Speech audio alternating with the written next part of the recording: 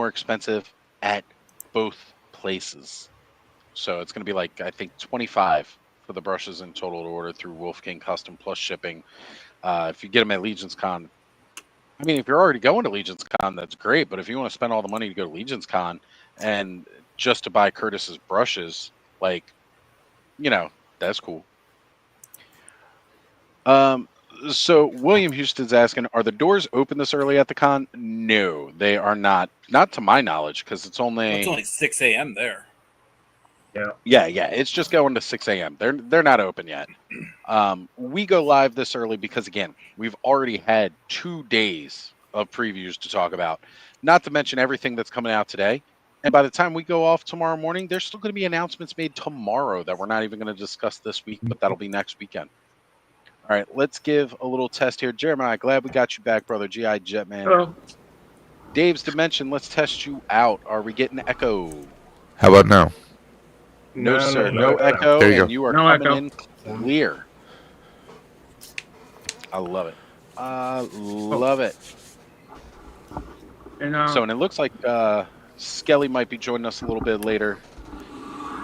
I know we will definitely be talking up more Motu throughout the day. But Dave, my brother, in Ghostbusters, man. So, I mean, we already kind of knew they were going to do that Ecto Glow Ecto 1, right? Like, that was something we kind of... That's already been pre-ordered. Right. So they went ahead and showed that off yesterday.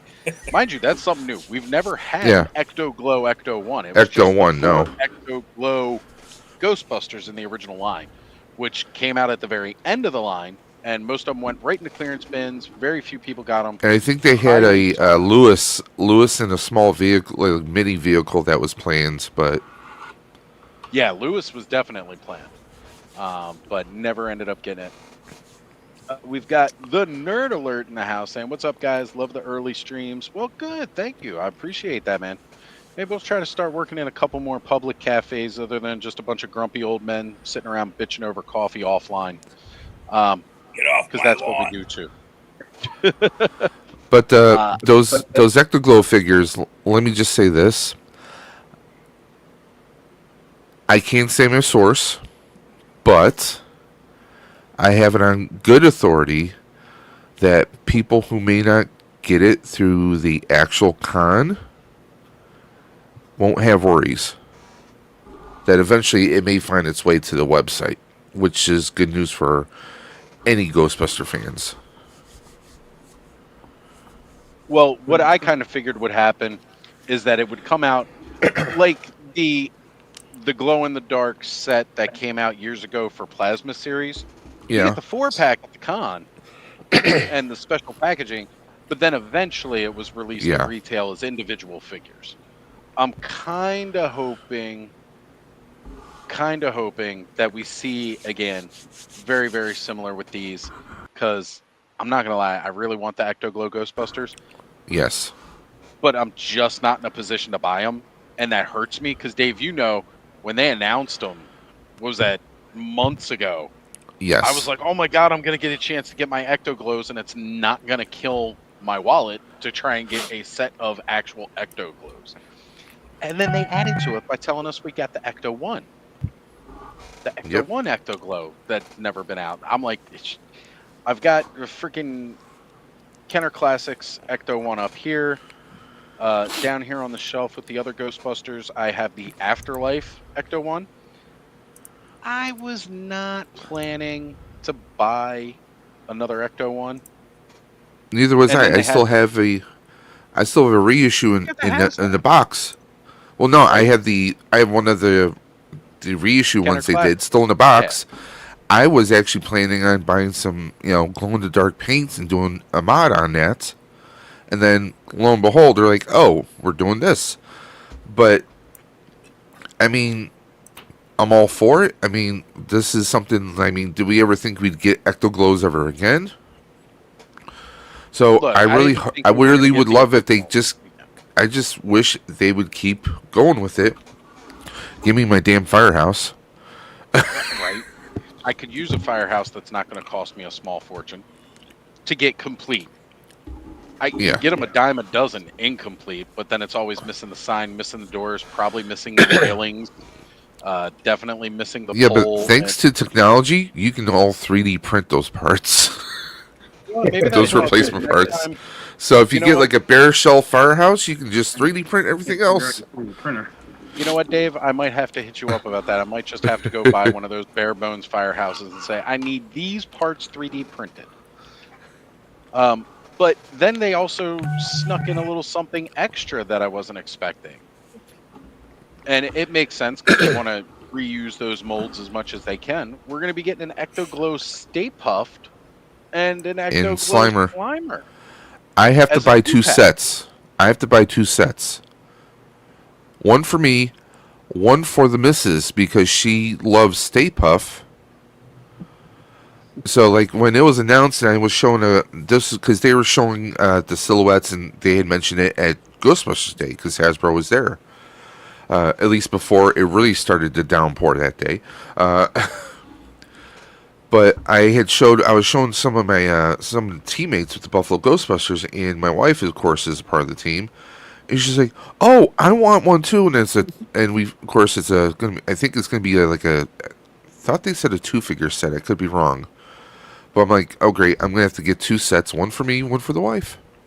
Yeah, it's definitely a 2-pack.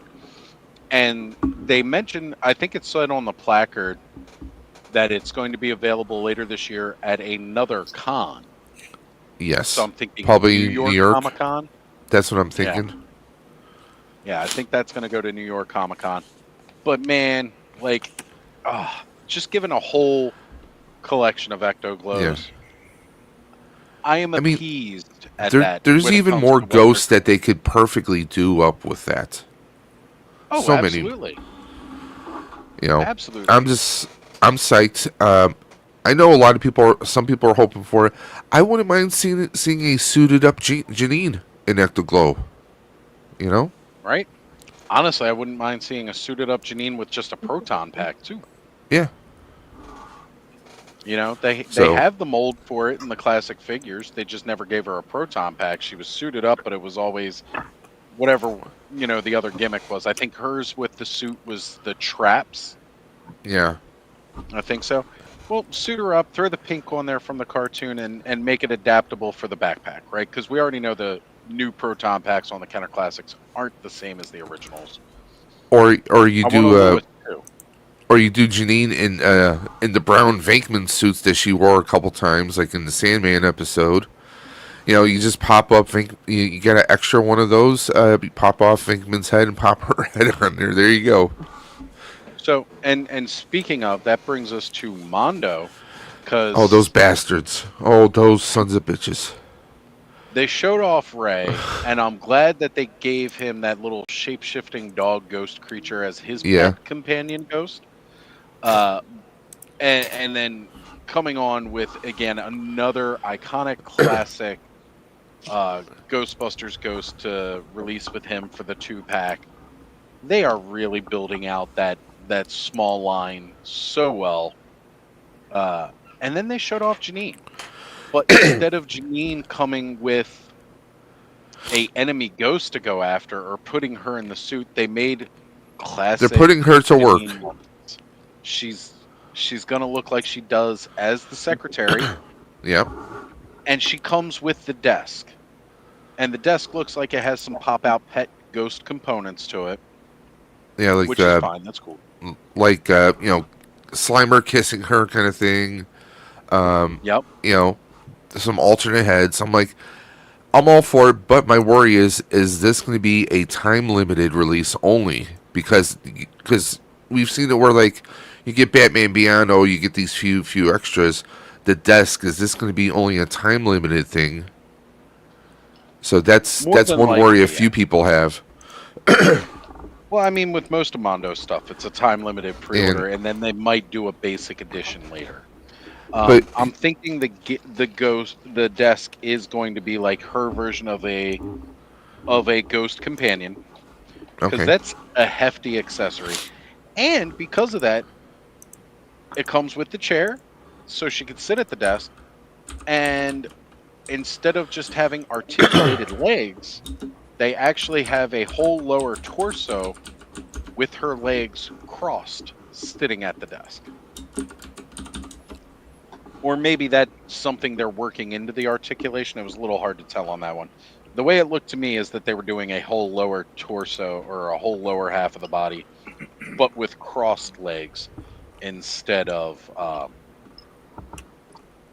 just regular sitting legs. Putting together right now is cross legs. Yeah, I'm looking at some of the pictures online right now with with your little. Yeah, it was weird. You started talking about that. I was like, I'm putting together cross legs right now. As you talking about. See, I'm trying to see if I can. So get I know some I good shared it in pictures one of the group Janine. chats earlier. I did have the one picture where they showed basically the whole layout. Now it's again a picture from their panel, so it's a picture of a screen with a projector on it. Yeah, I'm looking at it right now off of GhostbustersNews.com. They have pictures of that with close-ups on Janine and also on Slimer. I mean, it is a really good Janine face. And the fact that we get a couple sculpts of it, I think is awesome. And I could just hear her, too, when I see that toy. Yeah. Oh, those pet ghosts, those little pet ghosts that come with her, they should look very familiar to you, Oz. Maybe it's the picture that I saw. The two ghosts that they're showing here, I can actually share this. Yeah, go ahead. Go ahead, share it real quick. We'll pop it up on full screen. All right, we got SCS Dog jumping in here saying, "Aloha all, just found classified breaker at my target. Psylocke 2-pack was also there." Oh, you know what? Okay. Hang on a sec. The picture... I mean, that's okay, but hang on a second. You get a better one? I have... Okay. Yeah, definitely do. Sometimes toy shiz for the win here. We'll just... Hopefully the computer... I say toy shiz because that's... Those two ghosts that come with the desk, those are from the original Kenner Ghostbusters. Remember the little translucent ghosts who would get with the figures? Oh, yeah. So that's a nice little nod that they did. Yeah. Yeah, I do see it. I'm especially recognizing this one now more so than this one. But this one was the one that came with, I think, one of the trap features. But yeah, you see it's got like that typical old office chair. Yep. Right there with the crossed legs so she can sit. She's got her book. Look, it's got her nail file hands, and one of them has the nail file. Like she was just sitting there in the beginning doing the file. Gotta go to Target. You got the retro kind of desk accessories from the 80s. You got the weird, old school computer, the red telephone, the bell, and the desk lamp. Like, it's a great little set. And again, it's that kissing Slimer. Yep. It's a great set, especially if, you're already collecting the Mondo set. Probably the best Janine figure I think we've ever got. Period. All right, we got Frankie Rivera in the house saying, "What's everyone? Last time I checked, I'm still a human, but a lot of people call me a bear, so I'm not sure. What's everybody else?" And then he verifies by saying, "Sup, everyone."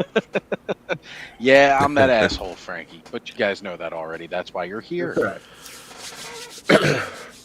It is what it is.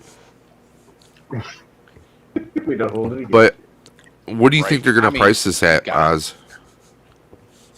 I think it's going to be 202. I think so. Coming with the desk and everything else, I think that's going to be 202 for sure. I don't think that's really going to be any kind of shock because, again, kind of keeps it uniform with the other figures and what those are already coming out at. There's no reason to deviate from formula. Yeah. Oh, by the way, I did not order Winston as of yet, so I skipped that 2-pack.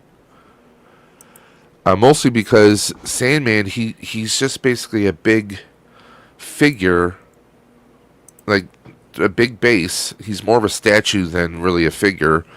So I kind of passed on doing that. I'm going to buy Winston separately.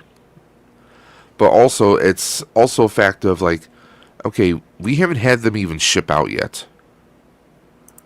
And So true. they're showing the 4th and the 5th figures. It's like, I'm hoping sometime, early September we'll get Venkman. Who knows when Egon's going to be? That's probably going to be October, November, I'm guessing, if they keep pushing things back.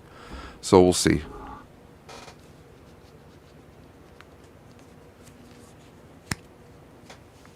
Would that So true. would that firehouse work for classified, or is it too small? Oh, the one from the It's too vintage small. line Firehouse? No, I don't. I'm just It's too thinking small. like, because in the cartoon for G.I. Joe, the episode Viper is Coming, Barbecue had a firehouse. Are you talking about 3.75 inches? Yeah, it would work fine. It would just be Oh no, Yeah. I'm talking like 6 inch, It's 6 not inch. gonna go to what, 5 No. inches? No, okay. So the original Ghostbuster toys were 4 Six inch. inch, They no. were above the 3.75, but that would not. Yeah, I was gonna say they were 4 inches. Yeah, it wouldn't go very well with a 6-inch line. Yeah. No, okay. It's No. not quite there. So we got Gap After Dark jumping in. What's going on, Gap? Good to see you here, brother. Guys, Hey, Gap. I'm going to take myself off screen here. I'll be back with the phone going mobile again. I need to go get some coffee. And the coolest part is I got all this really cool cereal milk to help flavor the coffee. Sure. Yeah. All right. Grab yourself a bowl of cereal. Come on.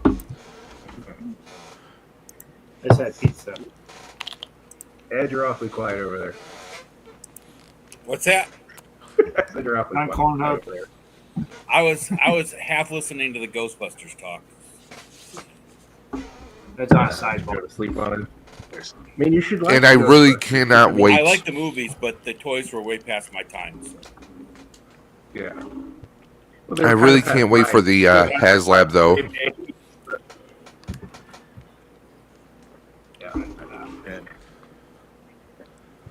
I really cannot wait for the Ecto HasLab to ship. It looked good when it was sitting. When's that supposed I saw to a video of it at the con, man. Holy shit! That thing was- I mean, Hasbro had it with them in New York City for Ghostbusters Day. The figures, everything looks great up close in person. So I'm definitely psyched for it. I still don't know if I'm going to do the rooftop set coming in March. I'm still, because I already have... Oh, excuse me. I already have, like, the first set of figures in the khaki suits, so I'm like, who knows? They're doing another khaki set. I mean, I got it's from the rooftop, but Yeah, there's supposed to be, like, newer sculpts on the heads, but I'm like, I mean, they're all going to come with the particle streams, I mean, which is a good thing, but we'll see what happens. I have some plans for some 3D printing that probably won't be fulfilled until the end of the year or early into next year, because I really want to print something to feature the HasLab Ecto.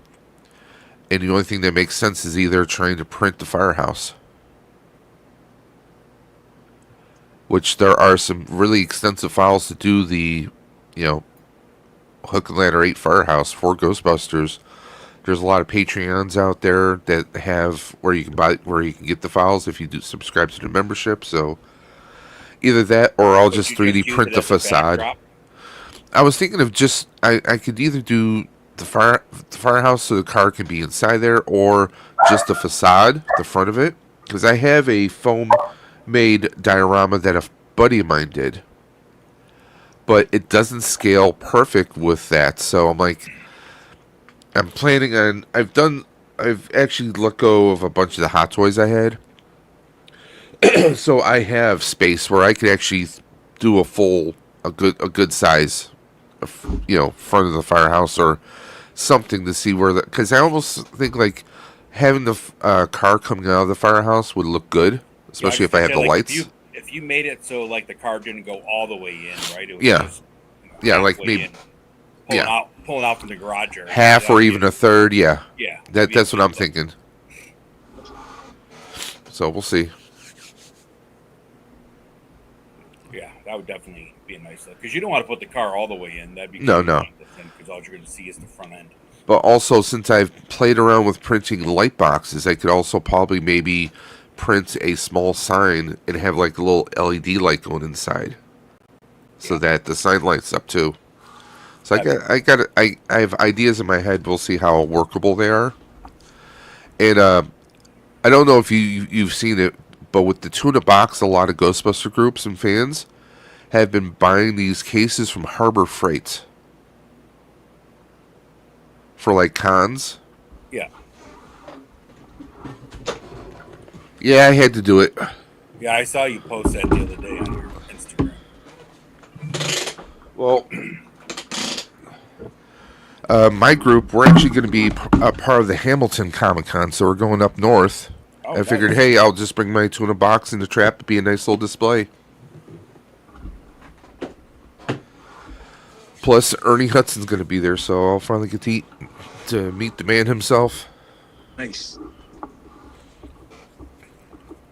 I'm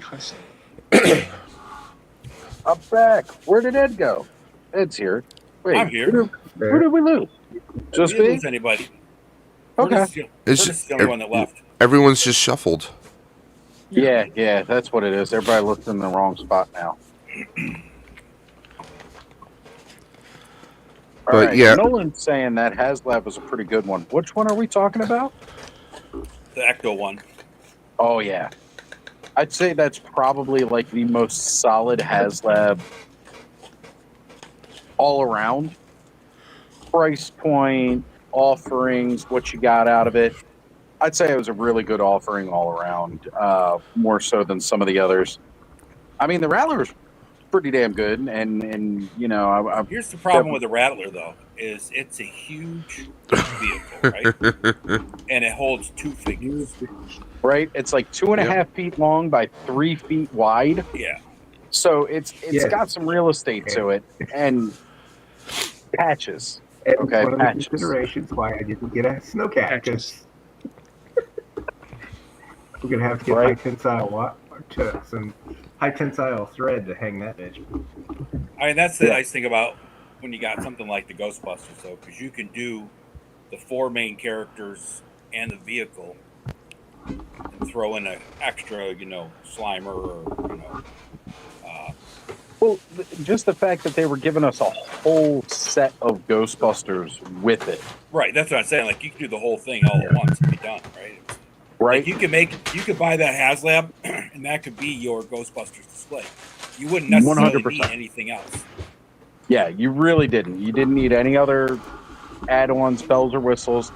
And the fact that it a couple of the stretch goals were a couple of ghosts with it too, just really made that a full, complete package. Yeah. Yeah, one but of the best HasLab packages I have. One thing I know a lot of people are doing, those who were able to afford and do 2 Ectos, they're going to have one that's Ecto 1, the other that's Ecto 2. They don't need the second set of figures, so they're going to post them up and sell. And that is smart. If you are doing an Ecto 1, that means you don't need the Ecto 2 parts for the one. So you can sell those. Same thing for the Ecto 1A. If you're doing that one, then you can sell the Ecto 1 parts as spare parts to people, because there's going to be people who are modding stuff. There are going to be people who want those extra parts in case something breaks. It's going to be something that they can do. And I think that's smart. It allows them to recoup some money. It's the same thing with those HasLabs where they give you all those extras. There's a lot of people that'll buy 2 and they'll part the second one to pay for the first one and the second one by the time they part it out. Like the Baroness for the Rattler, it's going for $125 by itself. Believe I was it. going to say, like, people that were selling the extra, the Cobra Commander that came with the Hiss, because they were marking that guy up a lot. I mean, it didn't necessarily make sense to buy the Hiss Gunner, the Hiss Tactician, or the Hiss Driver without the Hiss, but the Cobra Commander alone. Yeah. Come on, that was an easy buy for a lot of people that wanted that. Now, since we're talking about HasLabs, Vintage Collection HasLab they just put up for offer. Oof. Out That's of getting the dragged. past, out of the past few Vintage Collection HasLabs that have all been really, really good. And as much as I like the Clone Wars, like era now, like I didn't necessarily enjoy it when it first came out, but I liked it more and more. And I know this isn't based off a cartoon; it's definitely based off the Attack of the Clones movie. The price is $450 for that Republic gunship, and they're But giving you can get you those for less, and it's pretty much the same mold. almost. This one's bigger. It does have a couple of added features inside where you could sit clone troopers. They're giving you 2 clone pilots with the base offering, and then you get 3 Jedi Knights with it. And 2 out of those 3 Jedi Knights honestly should have been part of a 3-pack that they just sold separately as Vintage Collection figures. Like I don't see where. Wow, that is not worth. It's $400. Star Wars, man. It makes no sense. No, it's the most. This is the most disappointing, in my opinion. This is the most disappointing Star Wars HasLab I have seen. $450 for that? Since that the rank that gunship that came out when Clone Wars was out, that was at regular retail was what, like $40 or something. $50, yeah. Yeah, it was $50, and that was fine. That was perfect. You spent an extra $25, and you get a battle pack that gave you the clone troopers to crew it with. Yeah. This one is bigger because it's more to the actual 1-to-1 scale with the figures. Yeah. So, they've shown that you can fit, 8 clone troopers inside with seats and handholds. Plus, you got the 2 gunner positions that you can sit figures in. Yeah. But the stretch goal unlocks being those 3 Jedi Knights. All right, the 1 Jedi Knight that they got coming with it died within 2 seconds of the Battle of Geonosis starting. And then the other 2 died fighting Aging Kalar and Sasay. Both died in the fight against Palpatine in Revenge of the Sith. So I feel that they should just sub out the other guy, and they could have sold that as a separate 3-pack with Plo Koon, who was... No, it wasn't Plo Koon that went with them. Who was it? Kit Fisto. Yeah. Aging Kalar and Sasay were the 3 Jedi Masters that went with Mace Windu to go confront Palpatine. That should have just been a 3-pack on its own. Getting 2 out of those 3 Jedi for Vintage Collection in a HasLab is stupid. And again, it doesn't really... I mean, I get that those were the Jedi generals of the Clone Army, so yeah, maybe 1 Jedi general to come with that, and then some other... they could have done a set of ARC troopers to come with the gunship and painted it up like the ARC troopers gunship from the original Gendy frickin' shorts, Clone Wars shorts. Because, in the original Legacy series, they did a Gendy version of the Republic gunship. That was the one that I owned. And then I bought the Hunt for Grievous battle pack so I could flesh it out with the rest of the ARC troopers. It just freaking made sense. All right, for everybody jumping in, I know we got Jen X, Brian Myers. Definitely hit that like button. I know you guys are probably coming in from over at Dave's channel. If you can, make sure you hop over to my channel just to give it a sub and a like on my channel, and then you can hop back and watch it over from Dave's. We're here for 24 hours, guys. We're going to be talking all about San Diego Comic-Con throughout today. Different things that we saw that we liked, what we don't like. And again, these are just our opinions, guys. You don't have to sit there and base your buying options off of what we think. What are you talking about? Our opinions are right and they're gospel. Yeah, I mean, that's the truth. I'll give you an okay. Any of you guys collect Marvel Legends? And you guys collect Marvel Legends? I am very selective about Yes. Marvel Off and Legends on. collecting. I'd just like to say that Mephisto they showed looks awesome. Yeah. Yeah, I know. And it's Yeah, made to order, so that, Mephisto definitely looked good. I mean, getting the So DST version of that is ridiculously priced. I don't understand the whole made to order thing.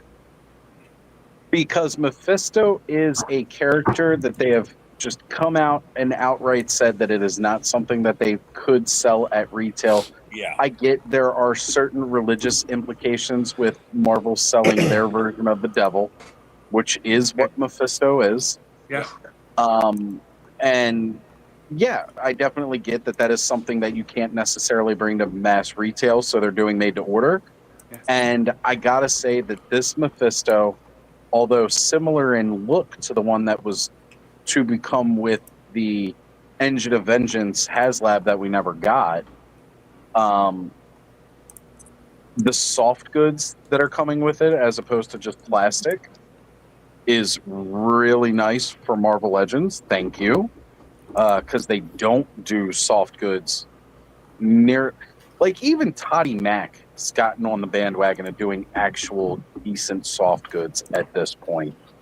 The rubbery plastic's nice, but come on, give us good wired soft goods so that we can actually pose these guys the way we. That would be nice, and that's what they're doing with this. He's got soft goods. The fact that he's got the Danzig skull throne. Yeah. See, even Deadman says, bro, that throne kind of almost makes it worth it itself. Again, you guys may recognize it from a Danzig album. It comes from the Crystar comics from back in the day before it was a Danzig album. That's where he got it from. So that is a really nice touch with that throne. And honestly, if you're into toy photography, that throne can work for so many other toys. It's ridiculous.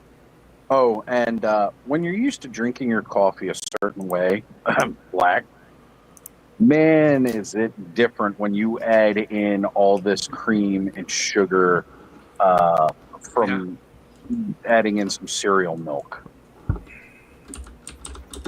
What kind of cereal is it? Oh, I was eating Apple Jacks. I've been on an Apple Jacks kick lately. Oh. All right. Good. So I'm trying to scroll up here. I know we've definitely had a couple other people jump in here. All right, I did manage to shout out and say hello to Gen X Brian. We got K Roll in the house. What's up, sis? Good to see you. Thank you for being here. Scroll down. Nolan, I don't think I gave you a proper shout out, but you know what? We were like 2 hours in before we finally became ToyTube official from having the Nolan in the chat. And again, he's West Coast, so the fact that he was up so early in the morning to join us is really good. Thank you. We've got Only Vader Girl jumping in the chat here. And again, if some of these chats are not showing up in the chat that you are at, that's because when we do simulcast, it does split the chats. So be mindful if you feel like you're not getting the full conversation. We're going to try to bring up as many chats as we can as we go so that everybody is involved. But that is what is going on. Okay.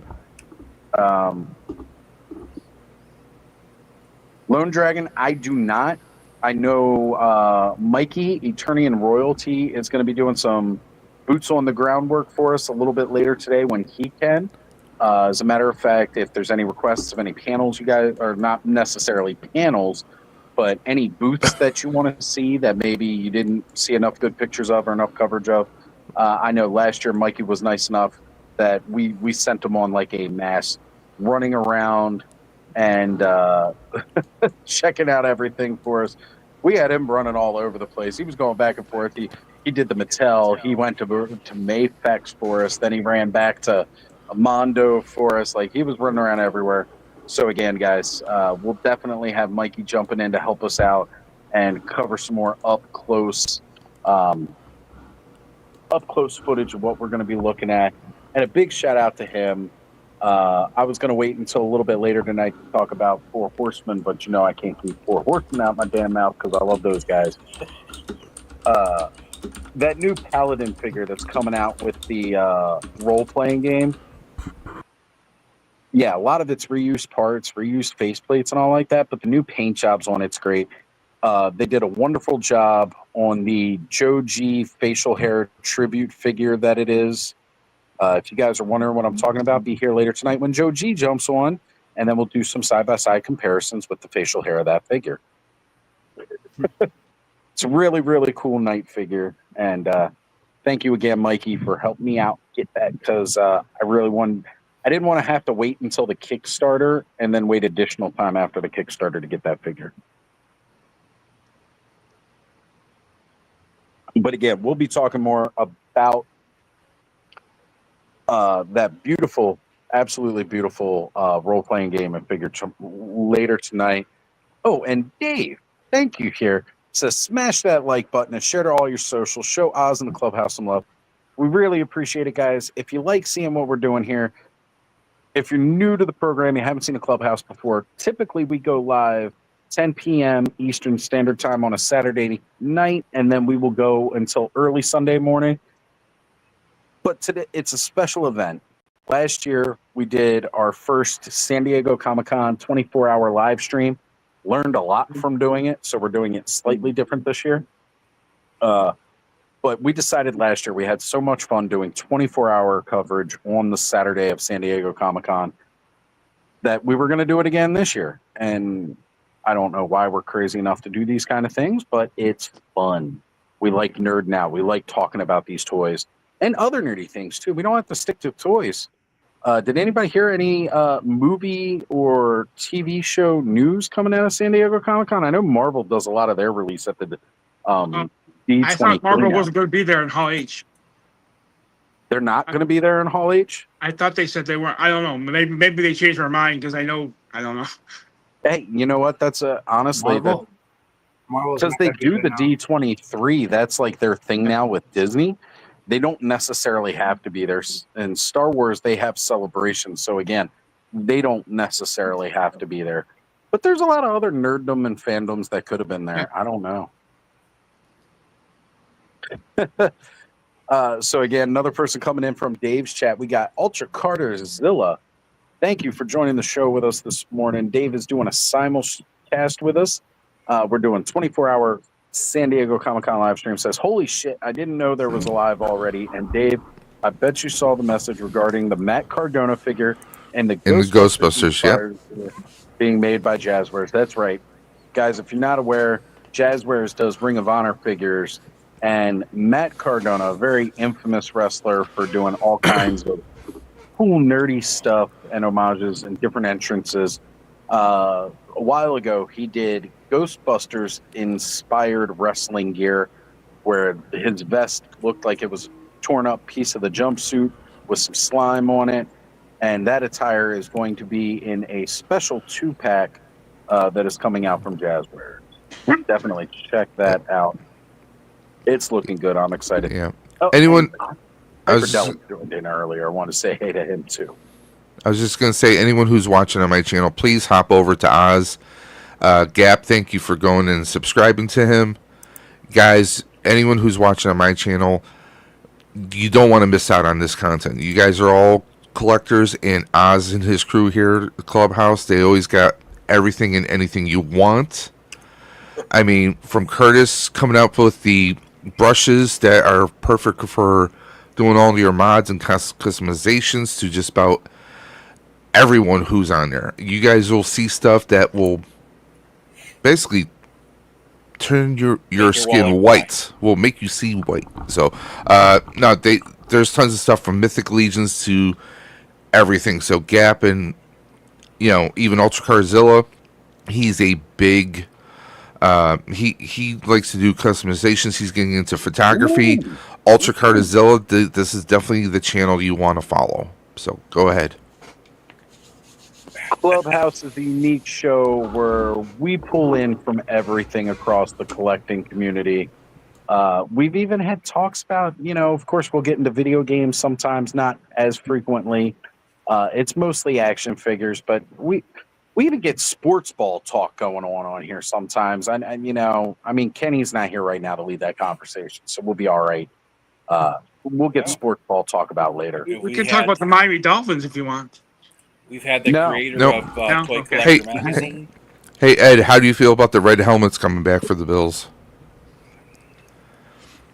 I like the red helmets. I don't know, Ed. You didn't seem too excited. I like the red helmets, but I always liked the Bills' white helmet. But I know back in the day when the red helmets originally came out, it was because their damn quarterback couldn't see the players on the field, so they made the red helmet. Josh doesn't seem to have that problem. No, Josh doesn't have that problem, and I mean, come on, he jumps over players. I mean, Yeah. Right. Yeah, I was I gonna ask just like- earlier when I'd just like to say that Josh's wife is 10 times hotter than Taylor Swift. 100%. no argument there. So Nolan went and bought the big bad freaking loose collector Sasquatch. $175. Nolan, holy shit. Well, he's Yeah, also my getting God. shipped up to Canada too, so that's Oh got yeah, to be I know part of that's that why. cost. But But it'll be worth it. at the end of the day, it's worth it. And way to go, Nolan. That's a Yeah. huge, amazing purchase. Speaking of Big Bad Workshop, Raven Society. Oh yeah, I'm excited about that one. Oh man. Now look, I gotta tell you, I don't know about this marketing scheme where they're talking about this big mystery. What happened to Edgar Allan? Look, I'm from Baltimore. I know exactly what happened to Edgar Allan Poe. He came down to Baltimore from New York. He got addicted to opioids and then fucking OD'd and died. Okay? It happens here every fucking day. Every damn day. Yeah. I wonder it's though not if a they're going to mystery. take it on some kind of like I won't say you're talking Ravens. drug and infected trip or something like that. But I hope they do some kind of dark thing where they make Kind it of a like mystery. maybe, right? Like what they're doing with Monster Force, tying it in Yeah. with the legends and Exactly. old lore and myths and stuff like that, but having it connected through his different works. He's going to look great on a shelf. Yeah. Next I was just going to say, to- who in the hell ever thought we'd have an Edgar Allan Poe action figure? I never I thought mean- so in my life. I But don't know. That Chatsworth is pretty sweet. oh my god, yeah. I mean, first off, it's Sasquatch, and then they were like, Sasquatches are terrifying. What would make you shit your pants more with a Sasquatch? Give him a fucking Gatling gun. Yeah. Oh man. Between him and the Grim Viper. Yeah, that Grim Viper is pretty scary, but I like the Ghost Viper. That's who we Yeah. don't have with us anymore. When did Aaron leave? Oh, he just he popped. He must have dropped. Okay, probably sun duties. Mm-hmm. So And we got 2 more original Joes too. So yeah, that Ghost Viper, man. Shh. Look, again, you guys know I'm not all in on the classifieds. I just needed a small core group for a couple of my predators, NECA predators to hunt. But any one of them that comes with a pet, I'm normally more interested in the pet. And I think those pets are the best freaking figures that Hasbro Classifieds are putting out. Yep. It's just really cool that they give you guys who are not interested in pets a really cool action figure accessory pack along with the pets. There's some really great offerings there. The 2 newer ones that they've announced, of course, we got a little spoiler with the Desert Scorpion and then the actual giant scorpion that it's coming with. I think that looks great. I need to get that scorpion, whether I get the Desert Scorpion or not. But then for the Ghost Viper, that Ghost Wolf, and then Direwolf, the That's dire sick. wolf, and then the freaking cobra that comes with it. Look, I don't know if it actually glows or if it's just translucent green plastic. probably the sexiest freaking pets they've put out yet, to me. Yeah, I'm going to guess that it's probably just a translucent because that's all that. What's drawing a blank? Hey, Oz, Crystal ball spectral editor. Oz, you could probably take that wolf and do a little crazy crossover with Ghostbusters easily. Oh, yeah, absolutely. You know, I mean, absolutely. hey, I definitely take a picture of the wolf going after the guys, and they're running away because it's a freaking ghost wolf. Come on. They weren't prepared for that. They weren't. You know, I mean, heck, they ran away from a librarian, and she's way less intimidating than a freaking ghost wolf. Carol is asking, was there a price point for the Mephisto mention? I don't know that they mentioned it. I think it was like 70, I want to say, but I'm not going to swear to that. I mean, it comes with that throne. It's going to be made to order. So again, it's not going to hit a minimum order quantity for a price point that you would see at a store. Do we have an idea when that goes up? I thought they said it was going to go up today at 1 p.m. Pacific time. I'm going to guess probably $75, $80 for that with the throne and everything else. I mean, easily. Yeah. I right. mean, wasn't that roughly the price point with like Serpentor and his little chariot? His little. Yeah, he was $80, right. I think. And again, that wasn't a made to order. It wasn't a mass retail release, right? And again, this Mephisto is even less scarce because although that was not mass retail, it was enough of them made that they had plenty to sell. And of course, in Canada, you could pick it up at the GameStop. How much was Dragon Man? That was made to order, wasn't it? I'm not sure. I really don't know. That Desert Scorpion looks sick. I'm looking at it right now. Right? Especially the actual scorpion pet that comes with him. Lone Dragon says the price of Mephisto is Peter and Mary Jane's marriage. And if you guys don't get the reference, go back and read some comics. I just like to say that Mephisto was the best part of Ironheart series. Right? And the fact that it was freaking Sacha Baron Cohen. Yeah. Sacha, I definitely want more of him somewhere down the line. Oh, I thought he was great. Plenty of Mephisto popping up between him, Fantastic Four, then also, I'm assuming we're going to be getting some more Ghost Rider content, maybe some Dark Stalkers or Night Stalkers coming in. Stanley's Toy Channel is here. What's going on, brother? Good morning to you. Thank you for joining us this early Clubhouse. We're here for 24 hours. I'd just like to say the Marvel Legends World War II Wolverine, it's going to be on my classified green shirt Joe's with the Wolverine head. That's going to look awesome. Definitely do that. I highly recommend it. I didn't even know that was a thing that got announced yesterday, but that's because I didn't stick around for the Marvel Legends panel.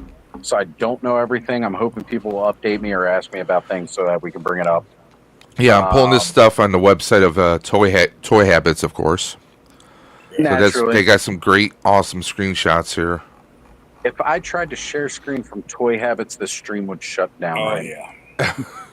And again, that's nothing against Toy Habits because, honestly, Michael and Toy Sorceress are great people. I love jumping in and chatting with them on the occasion that I do show up when they do a live stream, as well as also just, again, if they didn't have all those ads popping up, that's what helped pay for that domain and pay for that website and keeps it going. So I was watching 3 Star After Dark last night, and Woody 222. Yeah, he's gonna pre-order 50 desert scorpions, and then sell away most scorpions if you're interested. Oh yes, I will be hitting up Woody. I'll be like, "What's the price for at least 2 to 3 of them?" Woody army builds like no other person in this entire world. All right. Thanos says Kang with Throne was $59.99. Thanos, I got to ask you, knowing that, was he for mass retail or was he made to order? Because again, Mephisto It's not even just a Pulse exclusive. It's made to order exclusive. No, I don't think King was mass stores. I think it was Yeah, like I'm not Amazon or Hasbro Pulse. Ooh. And Thanos, if you are able, jump live with us and have fun. All right. Going back to Hey, that Sasquatch from Loose Collector, real quick. Yeah. I don't know if Nolan saw this, but they're actually going to make a dark brown black version that is more in line with the Native American tribes, Canadian tribes do, Indian lore. Don't know if it's going to have a different head or whatever, or just different paint, but there'll be a third option for that. So John the Collecting Brothers comes in and says price was just announced as we're talking about it now. It's $80. We were not too far off at all, Ed. Nope. I said 75 or 80, but we got to Yep. make sure that was John and not his AI brother Josh. So. Oh, we know it's John. Can't trust the guy. Right? You get soft good and hard plastic cape and loincloth, right? Like, honestly, it's great. That throne is friggin' outstanding. Absolutely love it. John, if you are in a position to be able to jump on with us, I know Ed or Cobb can be able to shoot you the link on mobile right now, so I can't. But again, $80 for that thing, that ain't bad. That ain't bad. It's As I know, honestly, I feel alone. the Diamond Select one on eBay is like over 200. Yeah, well, that's because Mephisto is one of those characters they never really make a lot of because, again, the implications, religious implications, the character tend to keep people away from it because they're like, ooh, we don't want to get shut down or anything for selling this. And it's like, guys, it's just a fucking toy. You're selling it to comic book nerds. People who complain about it, they're not buying it. Hasbro didn't even have the police G.I. Joe classified figure at the booth in San Diego. No. Really? Wow. Unless they The announce it today. controversy that's going on with that? Uh-huh. All I right. don't know if they'll announce anything today. So, Ed, for those people who may not understand, can you explain the controversy of this police figure? Because I'm sure you're more aware of it than I am. But for everybody along, the figure was going to be released right when, or the pre-order was going to go up right when the riots and everything were happening in California against ICE, and people were screaming about the police. So Hasbro pulled the pre-order, which is fine. I get it, right? But sure. The thing is that I got the firefighter, right? Firefighter's a great figure. Mm-hmm. If you go back to the roots of G.I. Joe, and G.I. Joe doesn't have its roots in a real American hero, which a lot of people think. Back in the day, when the Adventure Team was out, and in the 12-inch era of Classic Collection, which was 90s, 2000s, there was 12-inch versions of all sorts of police figures and stuff like that. It has nothing to do with, there's no, Hasbro's reading too far into it. Let's just put it that way. I feel like maybe they felt like it would have been poorly timed to release it. I agree at that point in time, right? At that point in time, it definitely would have been in that moment. But remember when the was it the trench coat mafia or whatever did that school shooting? Yep. Was that what they were called? The black trench coat mafia or something? Shortly after the Matrix came out. Mm-hmm. Yeah, but also at that point in time, Ultimate Soldier 21st Century Toys was making was just about to release a terrorist figure that was basically wearing a black trench coat and the whole costume that these kids wore to do that. And they pulled it off the shelf, which is fine. I get it, right? Mm-hmm. But they put it back up 3 months later, and it was absolutely fine. Yeah, they wait for their things to die down a little. Yeah, I think Hasbro still put that figure out. It was supposed to come out in December, I think. So I think you'll see a pre-order go up in November or something for it. But I'd say what we would need is a couple of police to stand with the people against the ICE raids and some of the fucked up shit the ICE agents are doing out there. And then I think, oh, hey, the cops are actually helping out against ICE. Now let's release the cops. that. I mean, everybody has to understand. Police have to do their jobs, right? If the government tells them that they have to do something, they have to do it. That's just the way it is, right? It's no different than when we were in the military. We didn't want to go lay around in the dirt and eat shit for 6 months to stretch, right? But we had to because that's what we signed up for. That's Police it. are just doing their job, and they're not ICE. ICE is a separate entity. They are not the police. They I are agree. immigration task force. I agree, but I will say this: the Gestapo were just doing their job too. 100%. 100%. There's a difference between doing what you know is right and But you just know, following in the it. riots, when were the riots for the Black Lives Movement? Oh, That was a 2019. few. Yeah. 2019, right? I mean, during that riot, they were showing live footage of the riots and stuff. And I mean, I saw two probably 18, 19-year-old white college girls screaming at a black cop that he was a racist pig. Now, I mean, you know, we got to get our shit straight, right? I mean, just because he's in a police uniform doesn't mean that he's a racist pig. He's a black dude, right? I mean, and you're a We white. don't know. You're a He white. could absolutely hate white people. Most of the time, I hate white people. Well, I mean, he could be racist against white people, but they were saying he was, against black people. And I'm like, well, he's black, so how can you? And you're too, immature, probably going through your pre-Karen phase, college white girl. So I mean, pre-Karen phase. Yeah. Oh man, treating Karens like it's menopause. I remember when The Dark Knight came out. Karen pause. Shot up a movie theater. Yeah, I remember that. During the showing. Yeah. I don't know. I can't remember where, but. Hey, but bud, I don't think. how you I mean, doing I think the timing for it was inappropriate, right? So them holding off on the order, I think, worked.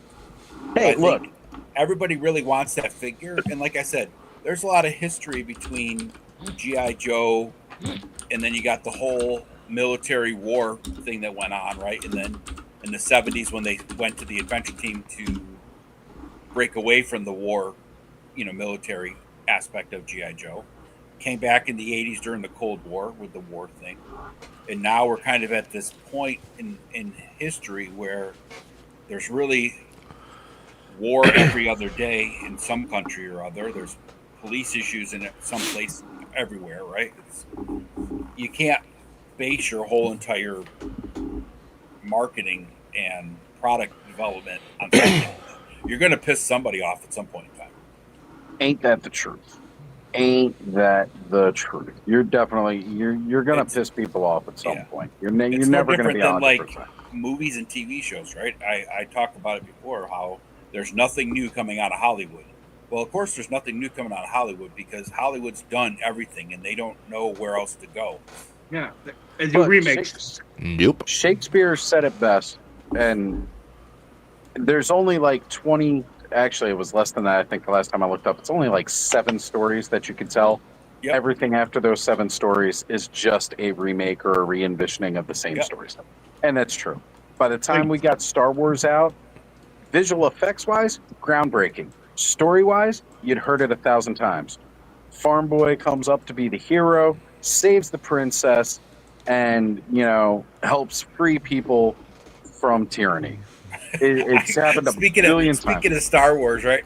I had to laugh. I saw this comedian the other day. He was talking about how he said Luke Skywalker was the only hero of a movie who was a sidekick to every other character in the movie. I was like, it's like, damn, that's accurate. He was sidekick to Uncle Owen, and then he was sidekick to Ben Kenobi. Then he became Han Solo's sidekick, and then when he finally got a sidekick, it was a walking trash can. Right. Yeah. So, and true again, story. Even Mark Hamill kind of feels that way about Luke Skywalker. Yeah, like in a lot of ways, Luke Skywalker is like the main hero of the movie, but he was always kind of somebody else's, somebody older, somebody wiser's sidekick. He talked about going into Empire Strikes Back. They had those scenes of them on Hoth, but then after that, they pretty much filmed everything separately. Like from the first movie, he said they were all together all the time throughout the course of the movie, because the majority of the movie, they're all together as a group. Yeah. But after the Hoth scenes were filmed for Empire Strikes Back, he goes off to Dagobah. So now he's working pretty much exclusively with Frank Oz and nobody else. Mm-hmm. And Han, Harrison Ford, Carrie Fisher, Peter Mayhew, Anthony Daniels, they're all on their own with Billy D. Williams now, and then, of course, with David Prowse as Vader and all like that. Like, they didn't interact very much through the filming of that movie like they did in the first one because they were in separate areas. Then you had Return of the Jedi, where, again, they're kind of all together on Tatooine in the beginning. But then through the rest of the movie, they've all gone their separate ways. Like, Luke's on the Death Star, and they're all fighting their own individual battles. So, yeah, it was crazy. Even the sequels, they were like Mark Hamill it wasn't only in the end, and then Last Jedi. I mean, he wasn't really in it a lot.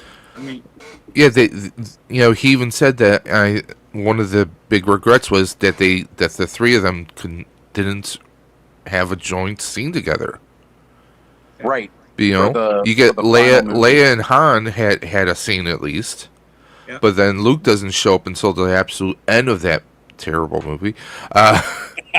And then you see, like, you get a scene where his Force Ghost or his Force projection sees Leia one last time. Yeah. And you get Han is symbolically there because he hands her the dice. Yeah. You know, and that's all it is. It's a big cheat to the fans, you know. It's a shame that we didn't get to see all three of them on the screen just one last time, you know. I would have loved to have seen that. Okay. Rest in peace, Carrie Fisher. He said, had to run to deal with the youngest getting up. Totally cool, Aaron. Appreciate you checking back in with us, brother. We did kind of wonder what happened. But now we are also here with two of the legendary cast of Clubhouse. We've got Thanos Copter joining us, as well as my buddy's Customs, where we're looking at those beautiful figures that he has on his desk. How are you guys doing this morning? That's pretty good. Yeah, I slept in pretty hard. I tried sleeping as much as I could during the night, and then when I woke up, I was like, "Oh, it's 8 o'clock. That's fine." I'm like, "Oh God, it's like 3 hours late." Again, guys, honestly, I didn't expect much. I was glad Cobb's sleep schedule was changed, so at least I had somebody here with me through most of the first hour to help me out, as far as not just rambling by myself. He definitely heard me go on my snake layer rant. I don't know how many times I'm going to bring that back up. Basically, most of us are trying to say the same thing. For what we're getting, it's overpriced. Mojo Origins Court did confirm 100% that this is a cheaper price point than what they were going to price the other snake layer at. I thought I for sure heard that the last one was going to be $300 itself. Even then, this is one of those ones where, yeah, it might be overpriced, but I still want a fucking snake layer for my snake man. Yeah, I kind of want it too, but I ain't gonna lie. I don't know. I'm not impressed with it. I think the other one looked a lot better than $300 for that. They just dropped a Gray Skull and Fright Zone, and it's like turn around and give us like the price of both those plus another playset. Like, I don't know. And we're giving you a critter. We're giving you the horse mount. Oh, and Lord Pythonus, that's still not adding up to 300. Probably not getting that horse mount. I doubt more people will go in on this than Eternia. Second tier, maybe. Yeah, at most, I think we're going to get second tier, and of course, anybody who early backs is going to get full Skeletal Lady Slither. I will say that is a cool addition to the Skeletal Lady Slither. Last year, when they showed off the original playset, it was just going to be the painted bones on the body and the new head sculpt. Now we've got the new head sculpt. You got the painted bones on a regular body, and then the skeletal tail. That's pretty wild. I'm digging that. It's cool, but I think the price is ridiculous. Hey, I was all about the original one. Okay, I wasn't one of the people that said, I don't like it. It's not the concept. That's not what they've shown in the artwork. It's not the concept. I don't want it. And most of those people that bitched about it weren't going to get it anyway. So they really didn't deserve to bitch about it, because the people like me who were going to get it, who were going to go in for it, we wanted it no matter what and got fucked out of it. And now those same people are bitching that it costs too much And it's like, no, this is what you wanted. So go fucking back it day one. You bitched about it until they gave you what you want. Go fucking back it now, August 1st. Go fucking back it so that we can get this damn lady Slither. I want it. Good morning, Tony Spigs. Thank you for waking up to my morning fucking F-bombs. I appreciate you. I know you hate diversity. Tony, earmuffs. Earmuffs. Like, it does not look as good as the last one. I don't even know what people's problem with the last one was. My only problem was I thought it was expensive then, and now it's less, and it's a little bit cheaper. But yeah, we had a price before. Was it $350, Thanos? I think it was $350. Sworn it was like $350, but according to David, he said that this one, the Mattel Creations guy said this is way less than what the other one was going to cost. I gotta tell you, if the other one was more the Eternia price, even I would have been skeptical at that because I don't feel it would have been worth Eternia's price considering it doesn't have the big electronics component. Like, when it comes to that original Eternia with the electronics and everything like that, they upscaled it so that it was larger. I really felt that $550 price tag was worth it. I know some people didn't, but again, it was something, that not a lot of people had as a kid. It was a second chance to get it. It was really cool. I feel like we got cheated out of that Keklar figure. Not that I really fucking needed that, but you know what? It is what it is. We were close enough. They were struggling. They made some bad decisions. They should have been, put it through. They really did, and I still don't think they grasped the idea of what a crowdfund really is entirely at Mattel. They've had a couple of successful ones, but they should take some more notes from successful HasLabs, or just go look at successful Kickstarters to get a better concept of how a HasLab or a crowdfund project really kind of needs to be. Like you guys say, I don't necessarily think the value's there, but I want a fucking snake layer real bad. So I want to see this thing succeed, and I want to be back in it. He wants it now. I wanted it last fucking year. By the way, Oz, Punk is here. Punk is here. All right. I don't know if you guys know, but Larry next. Punk is kind of a big deal at 5'4" on a good day. I really should pick up that figure. Well, you should, because you definitely got a figure of you. It's a good figure. Actually, we all know why like Thanos wants it. I love how you've completely and totally disrupted Curtis. He bought that Valaverse figure just because it looked like you, and now he's like, damn it, he fucking shaved and it doesn't even look like him. So we've all got a petition to Bobby Vala that he needs to come back out with that figure with a clean-shaven face. So their Thanos tribute. Yep, just a ponytail. Doesn't he? This could be Thanos' summer look, and in the winter he grows out the goatee and puts the beanie back on. Alright. So what have you guys talked about besides the snake lair? Anything cool? We talked about Snake Lair. We talked a bit about the 2000 Exmo too. Which one? So I was glad that Curtis came on because Curtis brought up a very valid point that, I like putting it out there for the people and allowing us to discuss without getting too mad at one another. But, he's talking about how the... So we all know for quite some time since last year that Mondo would be doing 1/12 scale 2000X figures. And I know we were skeptical about how they would look, and now they came out with everything with Paint Masters. They are some of the most beautiful damn figures that I've ever seen. Now, we also know that Mondo, they're going to be Mondo prices, right? They're going to be Mondo price. So far, what we've seen 1/12 scale with Ghostbusters being 101. Now, they did say, I believe, that these were going to be under 100. For the 2018 stuff, $99.99. Now, part of that, and we discussed this kind of last week, for the idea that, so we got into a discussion last week about stealing IPs, for those of you who saw last week Clubhouse, and a lot of that discussion revolved around companies just straight up doing an IP without the rights, without permissions, and then also companies that do it without permissions and how they get away with it in a legal matter. One of the ways that this is done, and this is kind of the way the Mondo is doing it, is that they sell it at a price point that the owner of the license would not reasonably sell it for.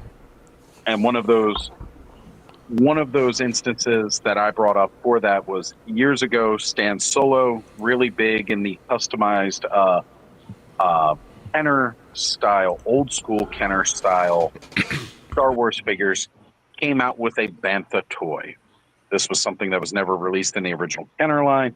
It's something we have seen in more modern years, but the way that Stan Solo was able to get away with selling it in a Kenner style box without getting sued by Hasbro, is the fact that he marked the price up to like $400 for this custom figure, which is at a price point that would never get, you're never going to sell like a Bantha at retail at $400. So it falls under non-compete. Mondo being able to do the license, mind you, with Mattel's blessing to do their figures, worked out an arrangement that they are going to sell these at a price that Mattel would never release it in a retail setting.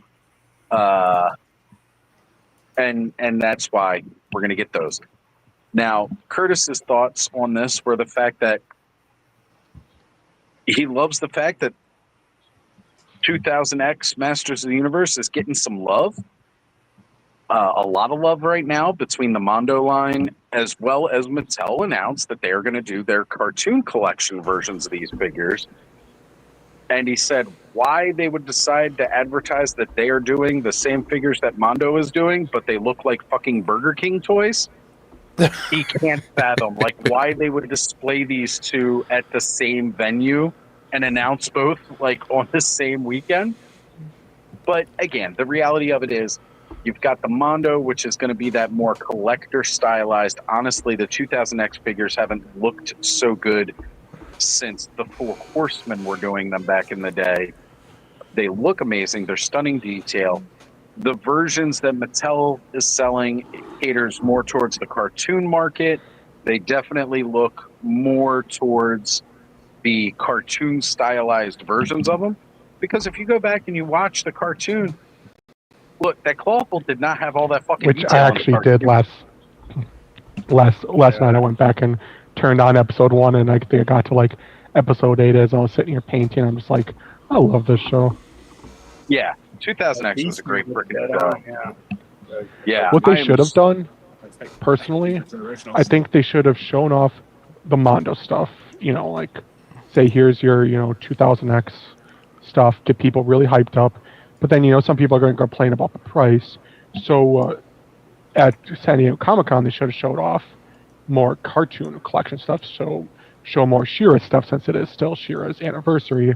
And people are like, well, where's Glimmer? Where's Seahawk? Where's, all these characters?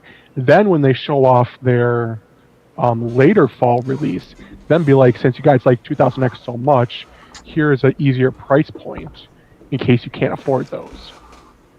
And that's where I'm at with it, because I absolutely love the 2000X series. I think it's fantastic. Absolutely fantastic that we're getting a cheaper price point, because I know I sure as hell can't afford the Mondo price. Oh, hell no. I didn't even really look at it. They need to give out the price tag, and they also need to show some of its articulation schemes. I'm not sold on them yet. They look good, but if they don't move better than a Masterverse, I have no interest in them whatsoever. Yeah, right now it's almost like when NECA took over doing the 2000X with the Four Horsemen, and we got those Staction figures, where it was, we're not going to mince words like McFarlane and call them unarticulated action figures. They're just fucking statues. Posed action figures. Actually, I think Kevin Smith did it best with its in-action figures. Yes. Action figures, not even reaction, but in action. Yeah, and reaction would be horrible. Oh my god. It would probably be twice as much. I mean, Mondo reaction toys would be like freaking $150, articulates only at the head. At 3.75, it has a head swivel. Yeah. We've got Eternian Royalty in the house saying, who's that guy on the bottom? He looks like he's 18. I know. Thanos looking so young. He looks like he's younger than Bud right now. Hell. You gotta look at the eyes, like these bags, man. That's. Hey, yo, I got bags. I'll beat any y'all. Well, I mean, apparently last night my nuts dropped so much that Curtis was stepping all over them. So I must have gotten so old that they're just dragging on the floor now. But Mikey, it's big that shout crazy out to you, American Heat. Great. So Mikey helped me get that beautiful I say D&D Mythic Legions figure, but the new Paladin figure from Mythic Legions. Thank you, Mikey. I really appreciate that. Big shout out to you again. He is going to be our boots on the ground while, once he gets himself to the con and all like that. But get yourself woken up first. Don't go rushing out on our account. Okay, so here we go. Mikey says, so what I've been hearing about She-Ra, they're holding off doing a lot because they want the rights back from DreamWorks. So they're sort of killing the brand so DreamWorks would sell. And you know what? Yeah, that could be one way that they're going about doing it. I just feel a little let down with last year at San Diego Comic-Con. They showed off Bo, Frosta, Shadow Weaver, like all that from Cartoon Collection. Thought that was great. They showed off that they were doing that Cartoon Collection She-Ra. We definitely got Buzzsaw Hordak. We got Sketchbook 2-pack for Hordak. But they promoted this as She-Ra's 40th anniversary. It's the year of the Horde. We've got one new member of the Horde that's a Scorpion character, Stingor. When there is an existing Scorpion character in the Horde, we got a big old fuck you on getting Scorpia. And the only additional real She-Ra figure that we saw announced, aside from Mondo She-Ra and Swiftwind 2-pack, is the Swiftwind and 2-pack that is coming for Cartoon Collection. I'm a little disappointed they also didn't. Sorry, bud. Go ahead. I was going to quick say, I'm a little disappointed they also didn't show off Adora. Like, that's a figure we really need. Like, they had the Cringer Prince Adam 2-pack, great. And I get, Swift when you want to pack it with She-Ra. But, I mean, if you're doing, like, a special package like that, it's probably going to be, like, $50, knowing them. Right. 50, $60. Please. Throw in Adora. Yeah, give us Adora and Swiftwind. Or at least, like, maybe two packs, like a She-Ra Swiftwind, and then, like, Adora, Loki, and Cowl. There you go. Something like that would be cool. So we got another one coming in from Dave's channel here real quick. I do want to give a shout-out to Nerd Affiliated. Hey, Archer, what's up, brother? He's saying good morning to everybody. What's happening? Glad you could be here. I was at Mr. B saying good morning, everyone. Good morning. I was going to say the Masterverse had some Horde characters popping up, and it almost feels like this is the Wave 3 or the Season 3 figures. We're just not getting the Season 3. Mm-hmm. Yeah, that kind of feels right. I still haven't heard that they canceled that officially, so just say. They might be waiting to see how he does to see if they want to go forward. But all right, we definitely got to hit up Mikey with the link so he can join us later. Because again, if there's any boots that we want to see, I know Mikey was nice enough last year to have done some running around for us. Thank you, Cobb. Appreciate it, guys, because it's really, really great that we are able to go ahead and get somebody there. Most of the people that we know that are there, they're frigging working, so they can't run around and show us everything.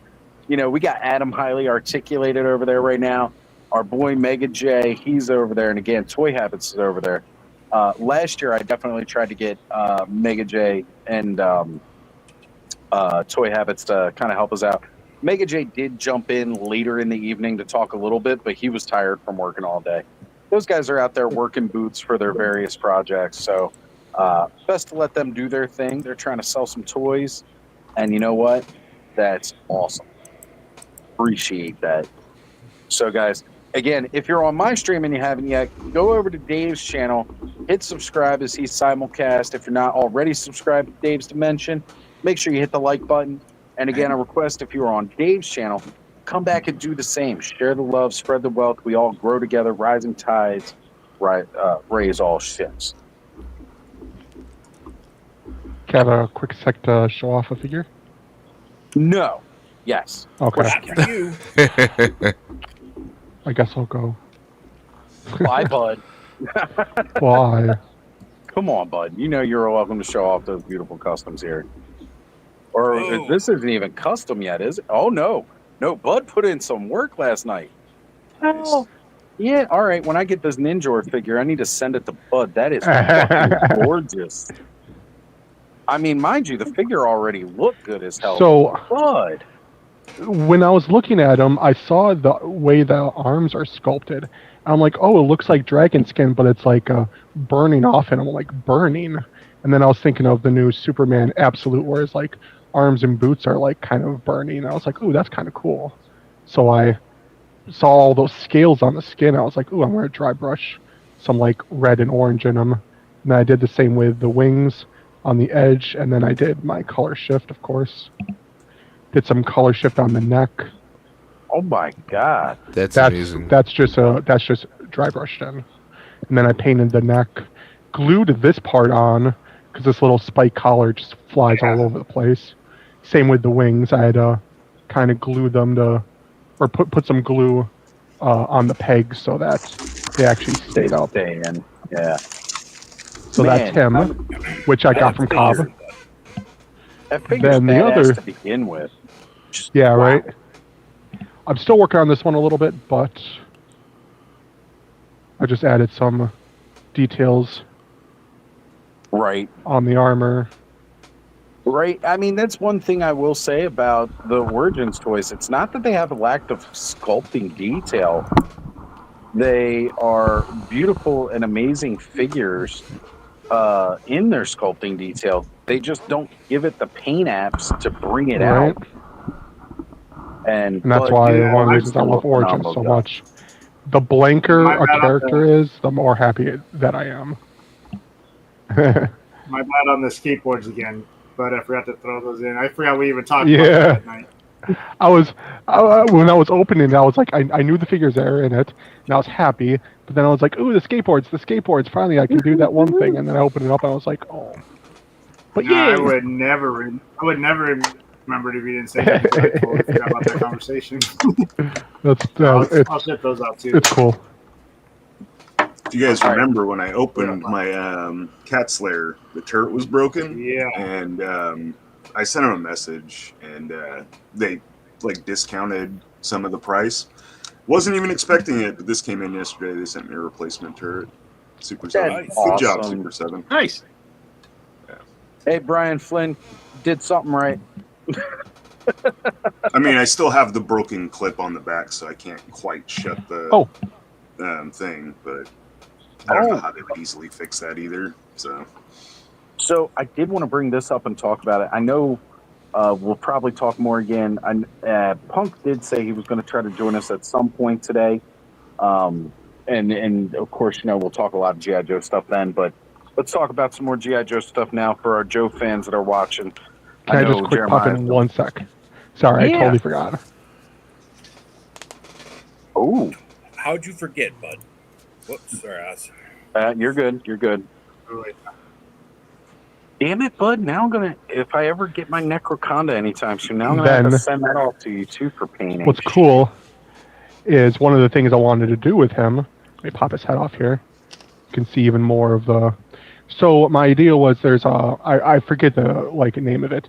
There's this Japanese art where they'll take broken vases and they will use gold to kind of piece them back together. So my idea is that Lady Slither is using a type of magic and gold to put these snake skins back together, because that's basically what these are just hollow snake skins.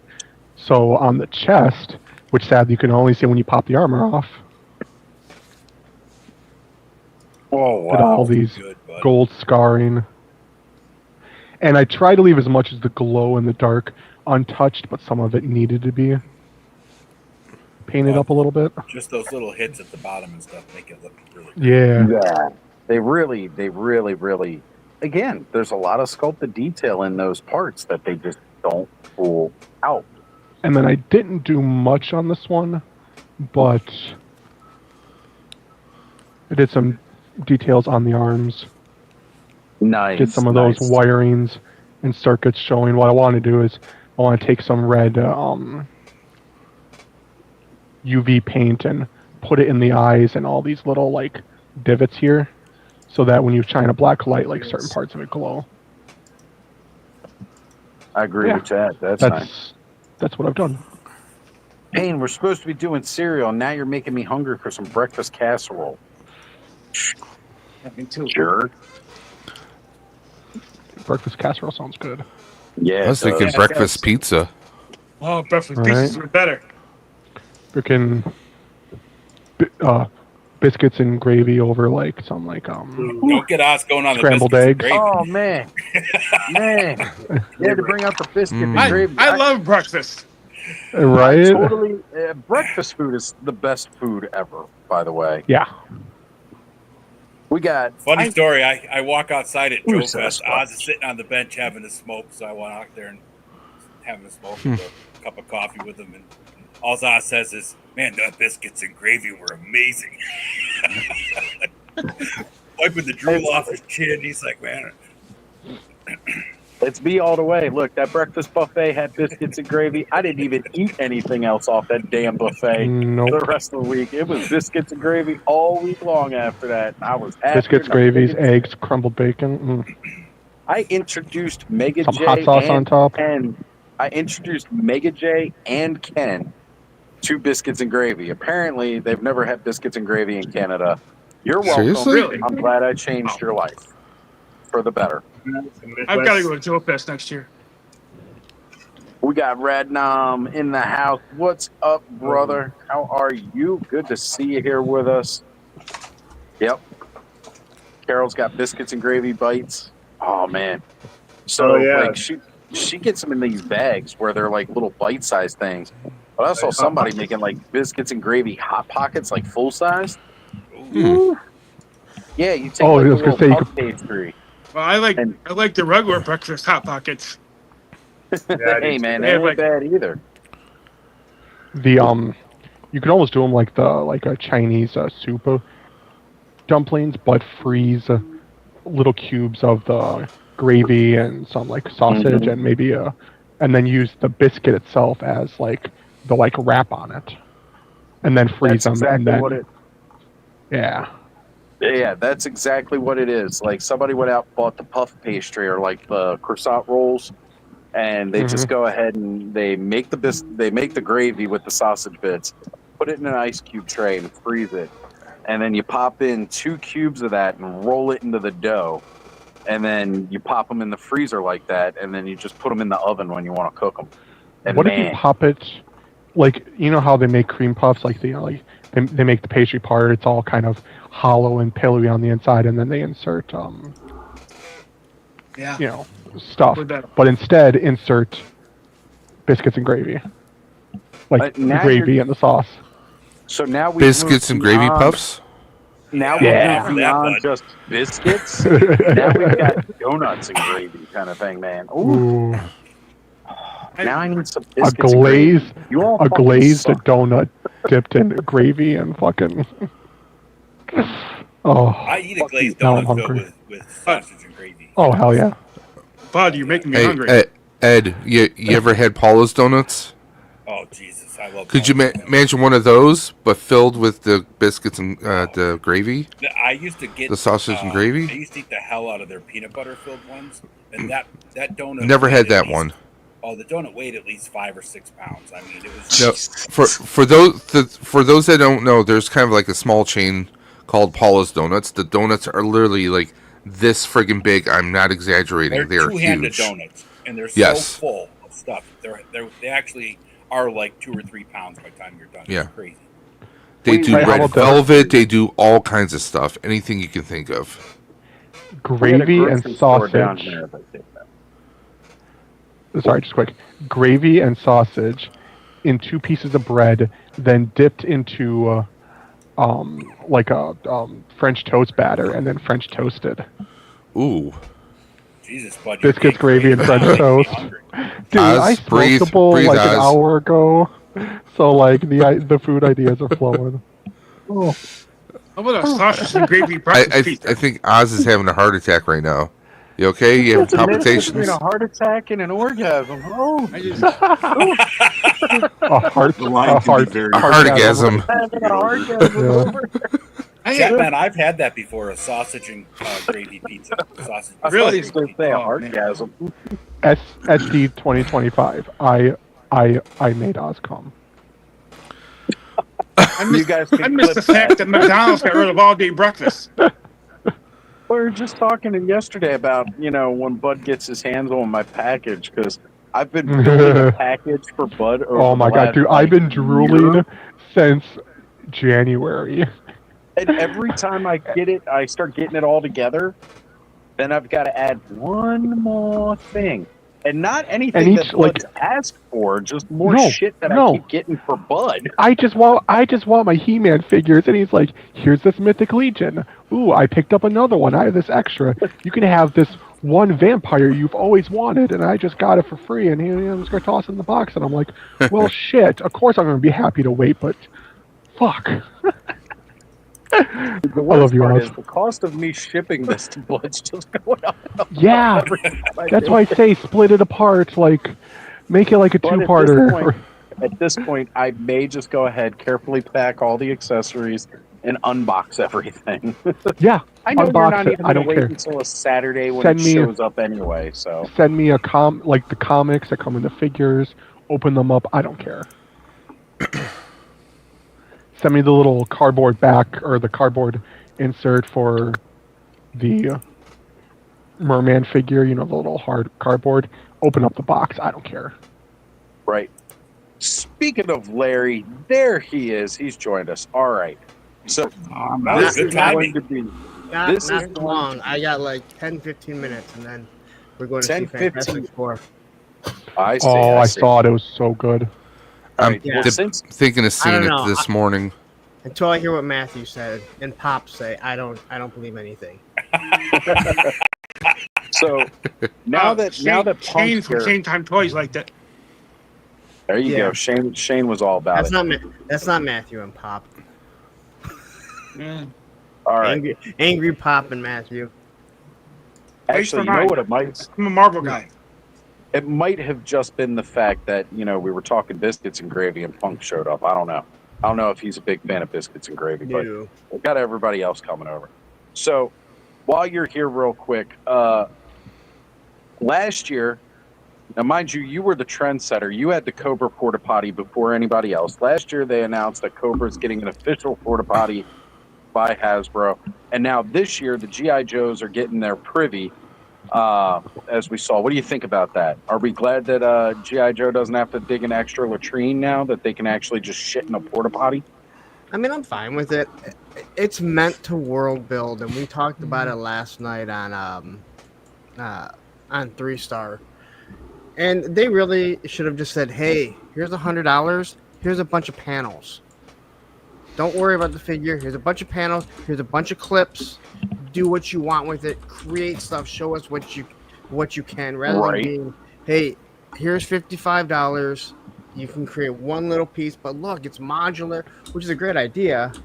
And the figure with the Cobra one is awesome. I'm over the Steel Brigade because there's so many, but I do like it. I like the fact that they're doing it. We were talking about that last night, and I thought if they put a balaclava on it and then just gave that helmet, it'd be really cool. A lot cooler. You can pop it off. But there's so many extra heads that you have with G.I. Joe, or you can use Monster Force or anything like that and throw that on there. So you can make it. I mean, you can make actual characters. It's a nice idea. I like the double 50 cals that came with the Vamp, though. I'm sorry. You're gonna put 4 rockets on top of. We've all been in a portal potty, right?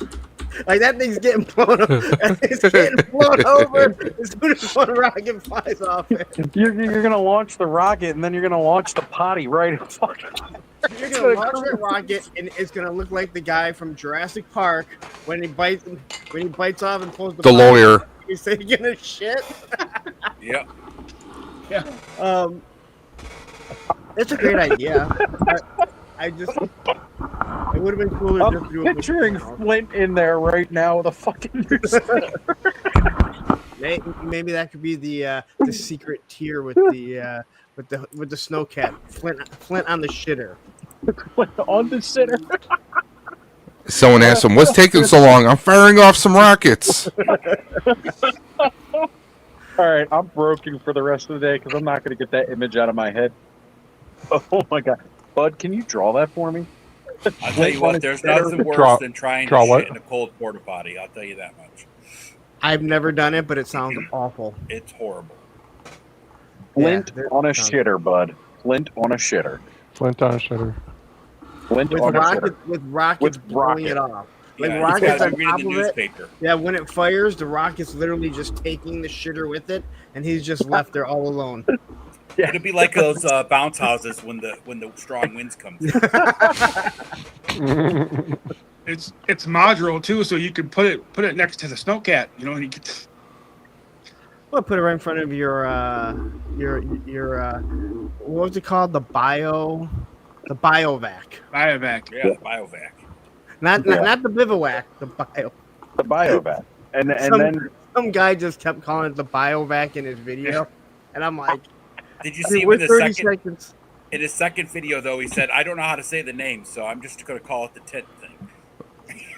Okay. Had the tent thing. I said As someone who has a really hard time pronouncing a lot of words, it's not that hard. But biovac, it's not even in it. Like it he's sounds added. like that. This should have come out with the Eco Warriors as the good guy version to attack the septic tank. Well, the crazy thing, a biovac sounds like something that could be in G.I. Joe or Cobra, right? It's Yeah, not. 100%. It's not the half tent. It's not the half tent. Yeah, but if you're going to do a video, you should really learn what words are in Biovac is Harley Shore. A little bit, right? Yeah, just highlight that, man. All right, so Mikey says he's going to get himself some breakfast, and then he's going to be coming back in a couple hours to give us some on-the-floor footage. Go check out some stuff more close up for us. Again, Mikey, we really appreciate you spending some time doing that for us because we know there's a ton to see down there. And the fact that you're taking some time to be able to go do that for us, we really, really appreciate it, man. It means a lot. So, yeah, honestly, I'm just excited that they are doing more world builder elements finally because, I mean, it's something that, like, when they started with Classified and, like, we're getting motorcycles and stuff, and I'm like, yeah, that's cool. I'm glad we're getting the motorcycles. Where's the little play sets? Like the Outpost Tower and stuff like that. Like, where are these little play sets? Because it's not a huge shelf. You know, it's not going to eat up a lot of space. And you know, you can set it at a price point that's going to be reasonable for retail. It's not going to be a huge box. And they just weren't doing it. And I'm like, yes, So, this is what I'll say to that. And I've never really thought about it till literally just now. You know, all the other 6-inch stuff, no one was doing vehicles. Black Series tried to come up and they failed. You've never seen real world building out of Marvel Legends. I think when G.I. Joe started doing it, their idea was, hey, we'll do a couple motorcycles, you know, maybe do, you know, jetpacks. Yeah. But when you start seeing people 3D print big stuff and sell it, and people, that's where it gives you that idea. The team says, wait a minute. We can do bigger stuff like this, right? So it gives you that idea because you're already seeing there's a demand for it and a very large demand. Now, does that trickle over to like Marvel Legends? You know, you would hope so. Especially, they're another world, but Star Wars not so Hawkeye much. got his hover cycle. Well, yeah, I mean, but look how long it took for motorcycles. Yeah, there've been a couple motorcycles, but like people said, of course, like Ghost Rider and stuff. Hell, Star Wars actually got a couple of nice pieces with Star Wars Anakin and Obi-Wan, and then the Vader and Luke. Yeah, for the new Black Series stuff that just got announced, yes, they finally did. But it's taken a while to get us to that point. So, like, did Black Series ever do the Scout Trooper and the Scout Bike from Return of the Jedi? Because that was like one of my favorite toys. I don't think they've ever done a speeder bike. Like you press the back of the Black bike Series, and it I like think breaks they apart. did. Did they do one? I mean, I could be. Johnny Reno would know. They did. Well, because they haven't done a lot of 6-inch. They did that TIE Fighter really early on, and all it did was fucking peg warm because the box was so damn huge. And I remember when that thing came into my GameStop. Yeah, I think one of the first ones came into. No, because it had to be in the box at my GameStop. I couldn't open it. Greg has one. The guy that gives me all the shit. He has one. It's huge. I mean, I know how big that box was because the wing panels alone are that size, and I couldn't imagine what the actual cockpit size on it was.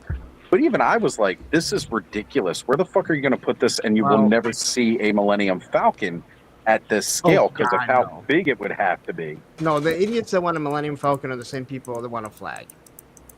And you know what? That's fine. I just want, Let them go ahead and I want get another mortgage on their house to afford it. Yeah, well, there's a reason all the HasLab vehicles have been vintage collecting.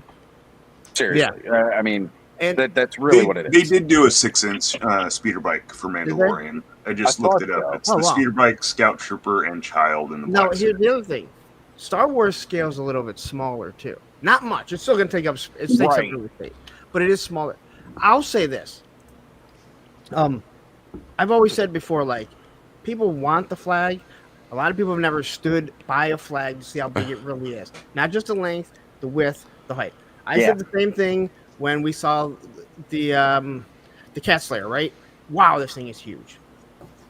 When people actually start seeing the Rattler and seeing how fucking big it is, because it's as long as, I mean, it's just as long as the Dragonfly, but it's thicker than the Dragonfly, and then it's just as wide with the wings. And even when you fold the wings up, oh my gosh, dude, it's beautiful.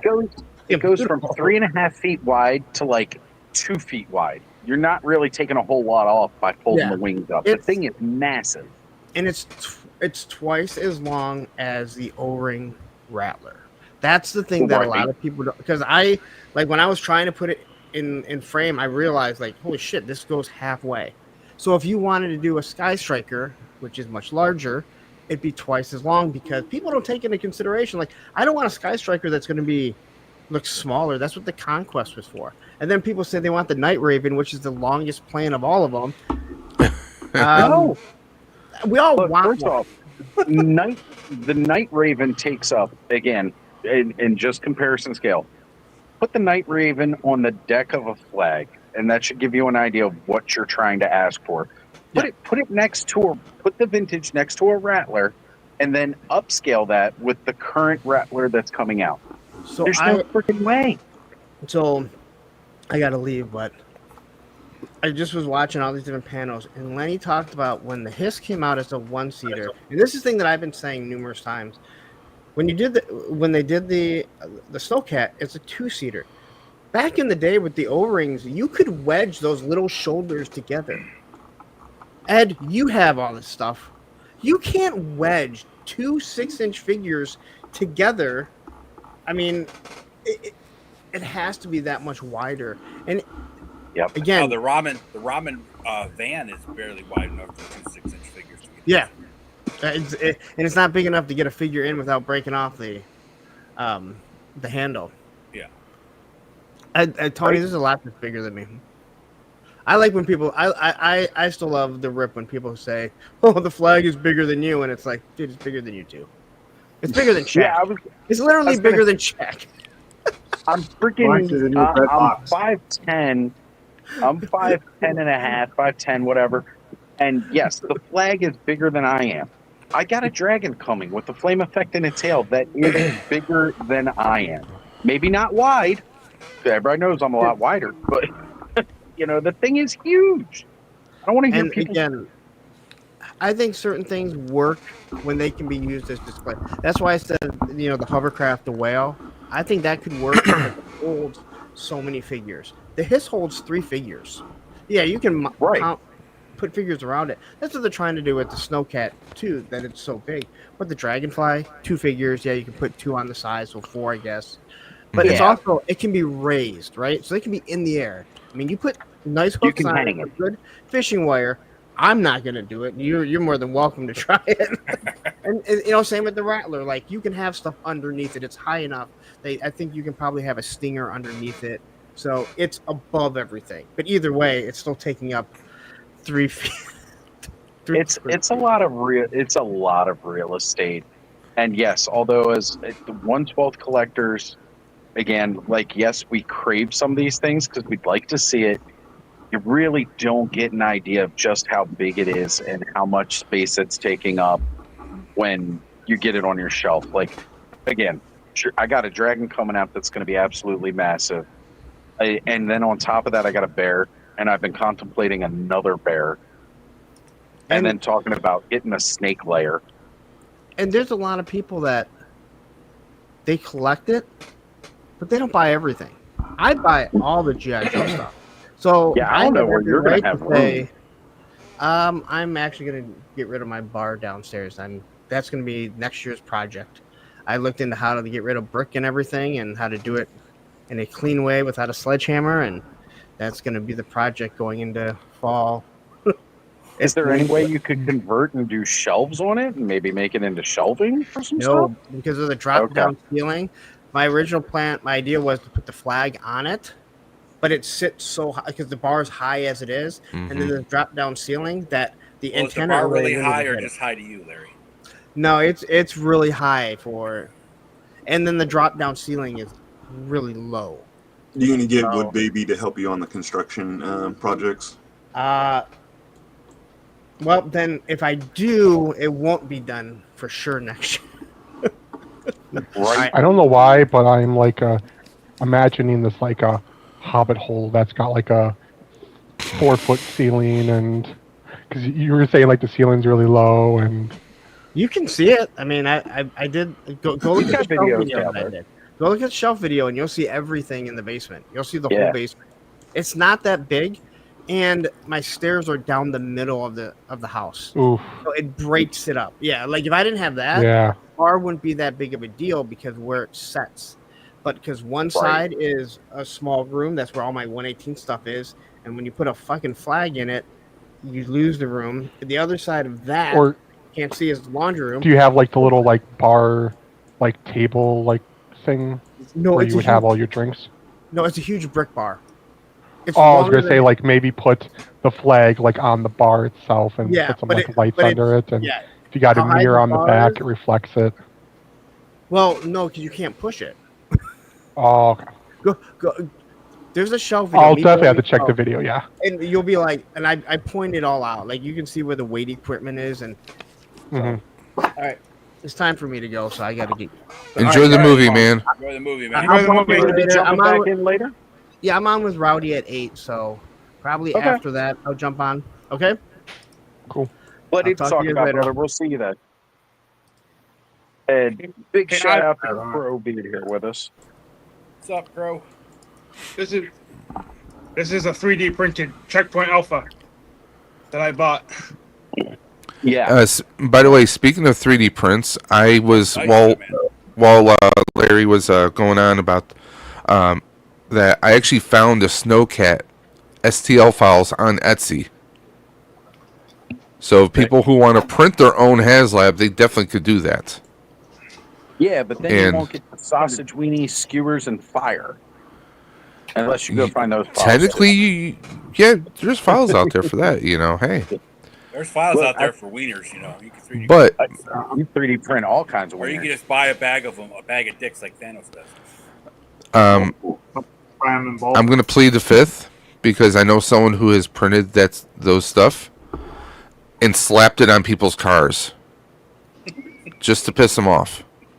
I appreciate that person so much. Thanos is like ideas. Hey man, That- I that- always Magnets wanted on to there, get a you bunch of can get a those. hood ornament. That person shares blood with me. What can I say? Look, Well, that explains a lot. I have wanted to for a long time. Just go buy like those giant fucking suction cup dildo dicks and fucking walk around and throw them on fucking buildings. I have a like, brother really high up. who has printed those and toys and have given them out to people as gag gifts and just fucking with them. See, that's why I would Yeah, have that I- job where you're like a skyscraper window washer, be like 30 stories up. People are working at, working out of their office, just slap a big old dick on the window and leave it there. See how long it stays. They're trying to freaking get them and they're just Right. bouncing all around. Then if Yeah, it was really right now, windy, it's just flopping all over the place. Literally, gag gifts.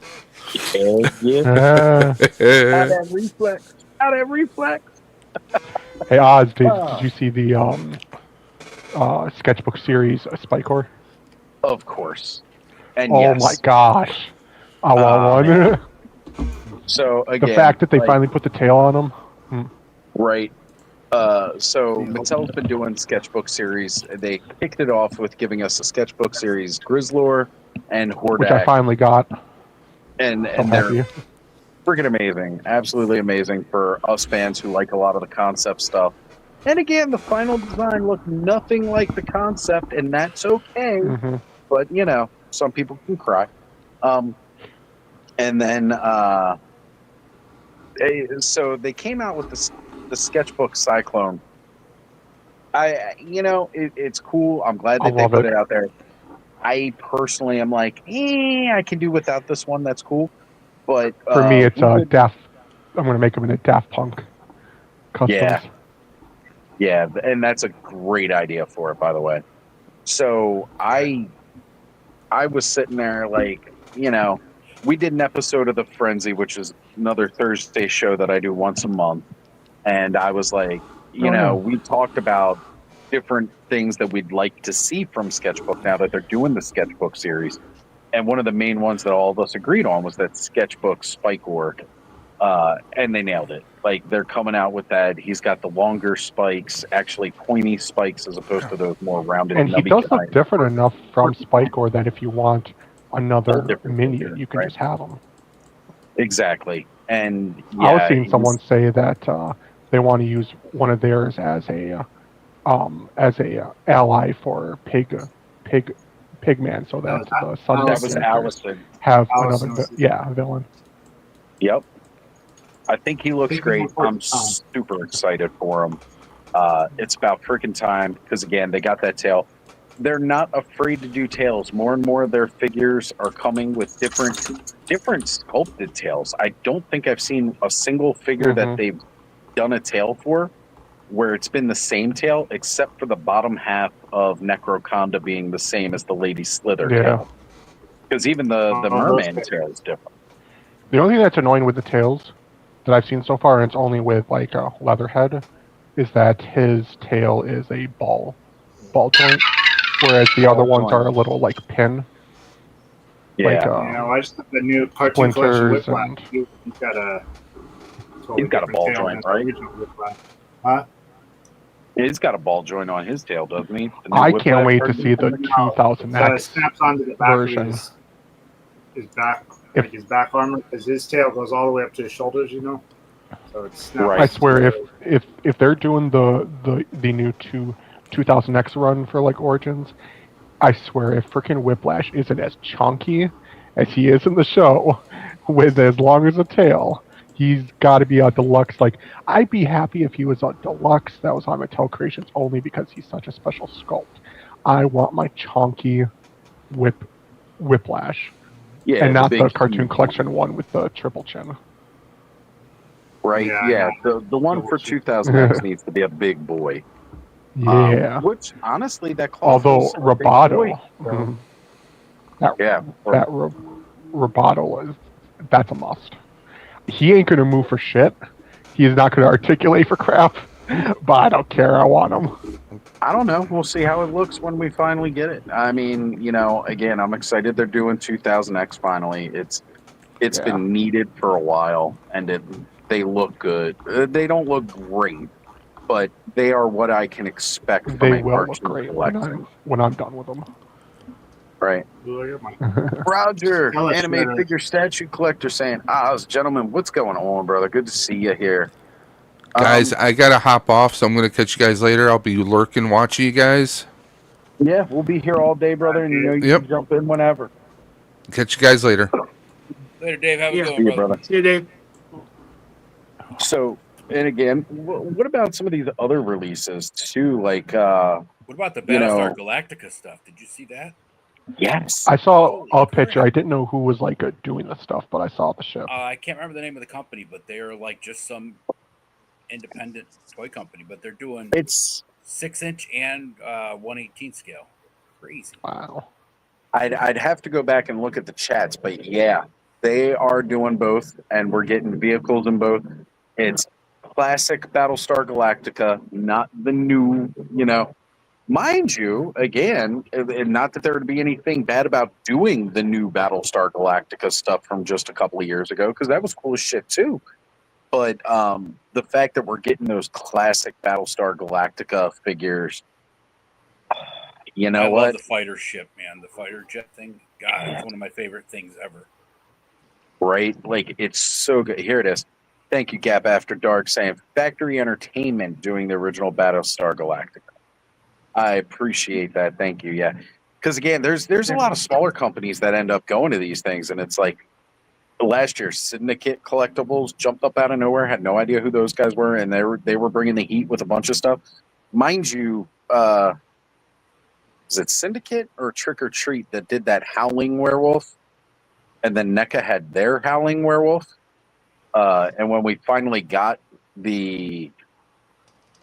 they were both doing Howling Werewolves, and unfortunately, like, the one just looked cheap as hell. And they were asking like double the price of like the NECA one, and the NECA one just looked way superior. So, all right. So Radnom saying, just a couple of years ago, Oz, you old man. That was 20 years ago. Shut up. No, it wasn't. Yes, it was too. I'll send you the link, Dead Man. Yeah, hell yeah. Come on. Jump on with us. Have fun. You woke up a little bit now? Come on, join us. Guys, this is all about having fun and being excited and nerding out about everything. Like, even if the rest of us aren't necessarily interested, like, I know we talked a little bit earlier about Nacelle coming out with some stuff, and we joke about that. They're showing off their next Robo Force. They showed off another Biker Mice from Mars character coming out, and yeah, so a lot of their stuff has gone to clearance. I mean, part of it really is just the fact that those are kind of niche markets. Like, Biker Mice from Mars was not a huge toy line, and a lot of older toy collectors from the 80s were out of toys by the time these hit in the 90s. That was like more the fans of the later TMNT, and honestly, with all the TMNT stuff coming out, that like, well, maybe they weren't as big of fans of Biker Mice from Mars, but that's what they were trying to capitalize on. That was another TMNT styled toy, and yeah, the friggin', I think it's great that they're coming out with it. It's not for everybody, but somebody's going to enjoy it. They announced that they were finally doing the puppets. I know a lot of us for Sectars were like, are they ever going to do the bugs? Are they going to give us the puppets? We're getting isn't it crazy that those figures, like, they came out and then now they're on super clearance for like $10 or so, and then now the like vehicles are coming out, and I bet you people are going to be clamoring to buy the figures if they passed on them. Hey, look, you know what? We got a ton of Sectars at the Walmart that I was just at last weekend, which is really funny considering I didn't see those figures. Of course, I haven't been to, I'll be honest, I have not been shopping and really toy hunting in stores. Most of the stuff I've been doing is online or going to Eternia Dreams. So I have not been running around and going into Walmarts as frequently as I used to, or Targets. So last weekend when we went over to that collector section at the Walmart, and sure enough, they had a bunch of the Sectar stuff, and it was all marked down. but they hadn't announced the bugs yet. And I was like, well, you know what? I don't think I really care for it if it's not going to come with the bugs. And then they announced the bugs as well as the villain now, and it's like, maybe I will go back in and pick those up now. Because again, I thought Sectars was cool as shit, but it was a little tough to find back then. Brick, by all means, jump on with us, brother, if you are able to. Yo, what's up? Oh, I was trying to add you to screen. Ed added you, and then I gave you solo layout. What's going on, man? What's up, everybody? Good to see y'all this morning.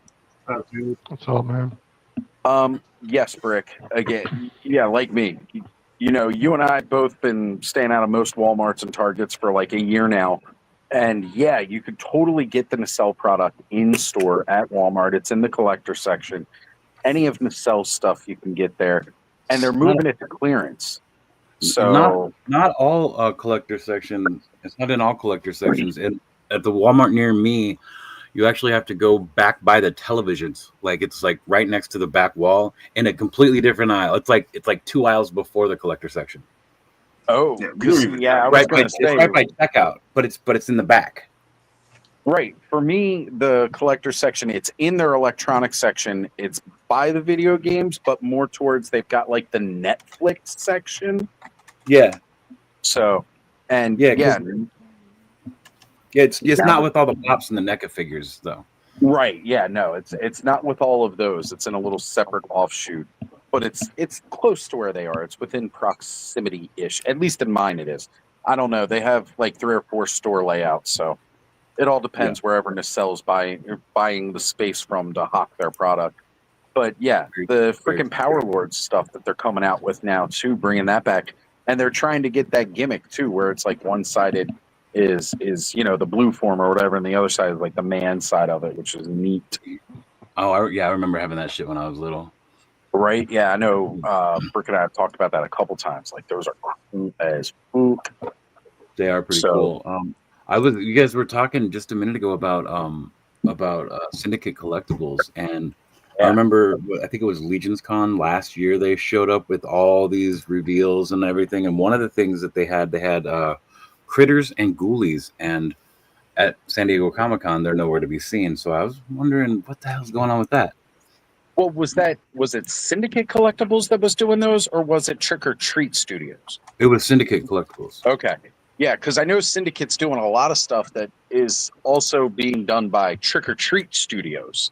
Yeah, it wasn't NECA. So it's crazy like that. But Syndicates are also the guys that are doing like the Bloodsport figures. So they're the ones giving you that Van Damme. It was actually the critters and ghoulies were right next to that at that Legion's Con. I think it was Legion's Con. It might have been Collector Con. It was San Diego Comic-Con last year. That was the first time I saw them do anything, and they had Golden Girls, True Romance. They had freaking again Bloodsport, like you said, critters and ghoulies, and I was excited to see these things. I was like, yes, but you're right. I have not seen those since. Yeah, me neither. And it's really, I'm really sad. Every time someone says like Golden Girls, I don't think of the toy line. I think of the old ladies. And I'm just thinking like you're explaining all these toys, and you're like, and then Golden Girls, and I'm like, what? Well, he is talking about the old ladies. They had, they also had like Three's Company too. Of course, if they did, this would be hilarious. If some company could do it, I would laugh my ass off.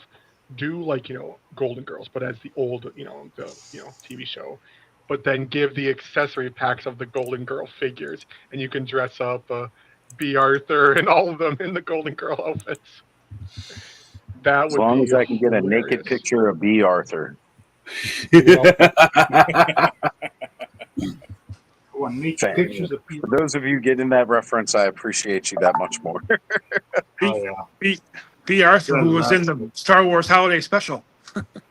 Yes, she was. Yep. Well. So, Payne's Toy Sample says, going to be interesting to see how many of the toys companies make it out of these economic conditions. True thing, right? Like Toy Otter doing the long box heroes, thought that was over with, but instead it's kind of been passed on to Big Bad's Workshop because they're the ones showing off the long box heroes now. Yeah. And what can I say? I'm glad that that's continuing to move forward. I hope that they don't have to adjust the pricing to what Toy Otter was talking about, that $40 price tag, because that was the reason he was closing up shop. It wasn't that he couldn't do business. It was that he felt unfairly about having to raise the price of his product. Yeah, but the new long box heroes are all going to be in the 6-inch form now. Yeah, they're 6-inch. They're no longer the superpowers versions. So, and maybe that helped necessitates a higher price tag version. We got 6-inch version of what's going on, Steph? Rocketeer. That'd be awesome. Yeah, they got Rocketeer, they got Sky off. Captain, they got Grendel, and Tick. I'm always down for a good Rocketeer Madman. figure. Oh yeah, Madman too. Yep. Yeah. Did you guys see the Dark Horse Hobbit vinyls? Oh my God, yeah. Ed and I were geeking out. It was like, yes, we're getting the freaking from the original '83 Rankin and Bass cartoon. My God. Yep. Awesome. I went to send those to you, and I lost it on Instagram. I was like, damn it. Yeah, they're just vinyl figures. It's Bilbo and Gollum, and yes, give them to me, please, because nobody else. I've been wanting figures in that style forever. So yeah. I saw the Knickerbocker ones. They're affordable. You see the price on those, man? That's ridiculous. Yeah, they're totally affordable.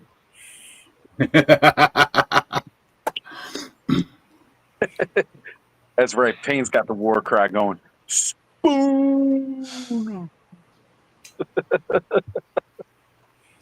And that's one of the other things, because as much as we talk about the mainstream stuff, Mattel and Hasbro, it's really awesome to see these indie toys on display and really what they're giving us. Shit, I've been outside long enough. My phone's about to die again. I don't know how long it's going to keep me here. It's got down to 5%, but yeah, nothing is more exciting than seeing these indie guys snatch up properties that nobody else is touching and giving us some really cool shit that we've kind of wanted for a while. It's perfect. And here it is, right? Brick says, we don't got to buy everything. Just talk about them here on YouTube. And you know what? Yeah, that's kind of like the whole principle of the 24-hour San Diego Comic-Con live stream, because there's no way I could buy all this stuff, right? I could talk about those Mondo toys, but I ain't buying them all. I freaking love them. I think they look great, but I ain't buying them. Nope. It's the same thing for a lot of these, right? Like, I can't afford to buy all the cool stuff that even Mattel's putting out right now, and it's become such a headache. I don't even enjoy collecting it as much as I used to.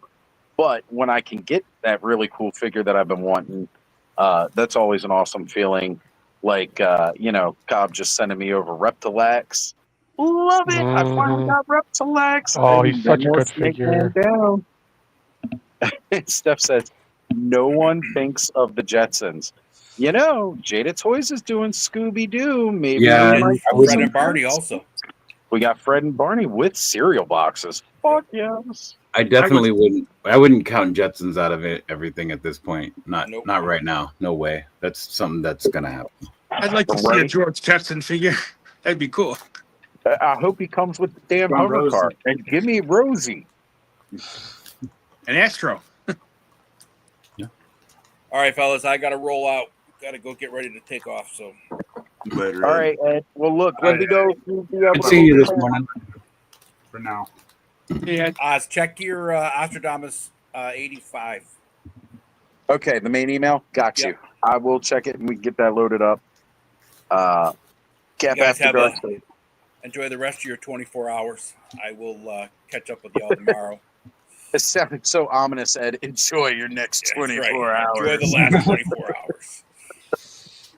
All right, later, guys. Yeah, Ed. Thanks for joining us, brother. Gap saying, I'd like to see. Oh.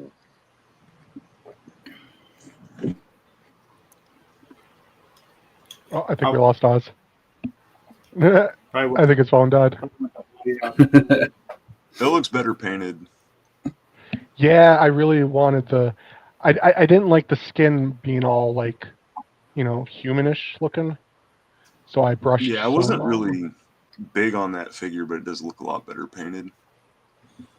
And then compared to the custom I did, let me try to pull them out without tipping everything over.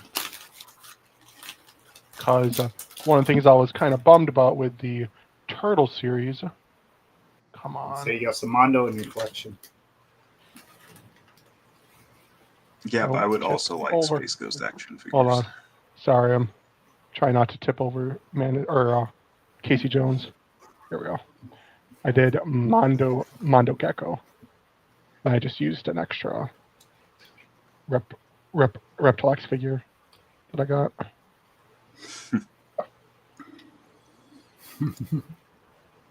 Have the braces. A little skateboard. Very nice. And the idea when the little skateboards Cobb was going to send me, they're like the little like tech decks. I'm going to use some of these clear rubber bands that come with the figure packaging. I'm basically going to bind it to his arm, so it's kind of like a kite shield. And then he can take it off and use it as an actual board if he wants. Yeah. Yeah, going through that.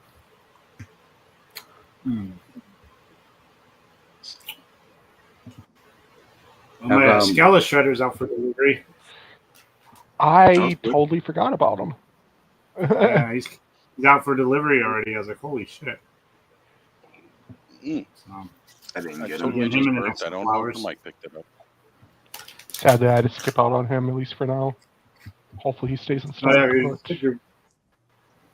We're waiting. Has anybody brought up freaking Ninja being a Transformer? Has anybody brought up the Invincible figures yet from Jada? You know what? Not Yeah, since I've been on. Nobody has talked about those really in many of the groups. And I did not expect some of these first wave that they're giving us. Let me see if I can pull it up real quick. And hopefully my computer will function long enough. I have it pulled up if you want me to just share screen. Yeah. Go ahead. Share screen. Hey, Oz. I'm going to jump off a little bit, okay? All right, Jetman. We'll see you later with us, okay? Yeah, I'll come back later. Okay. Later, man. Yeah. See you later, buddy. Well, before too long. Rick, you better get your butt on live with us.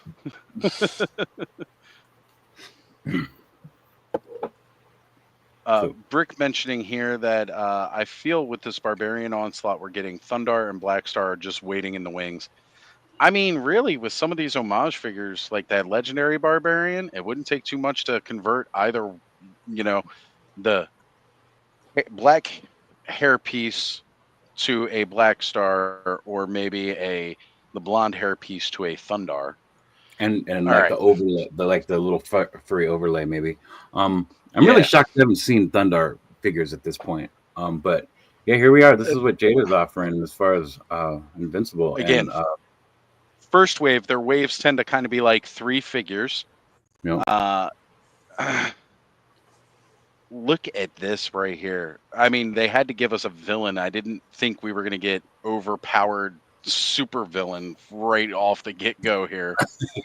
Yeah, what else do you need? Right? Like the dude that almost killed Omni-Man. Yeah, let's just start with him. Okay, yeah, all right.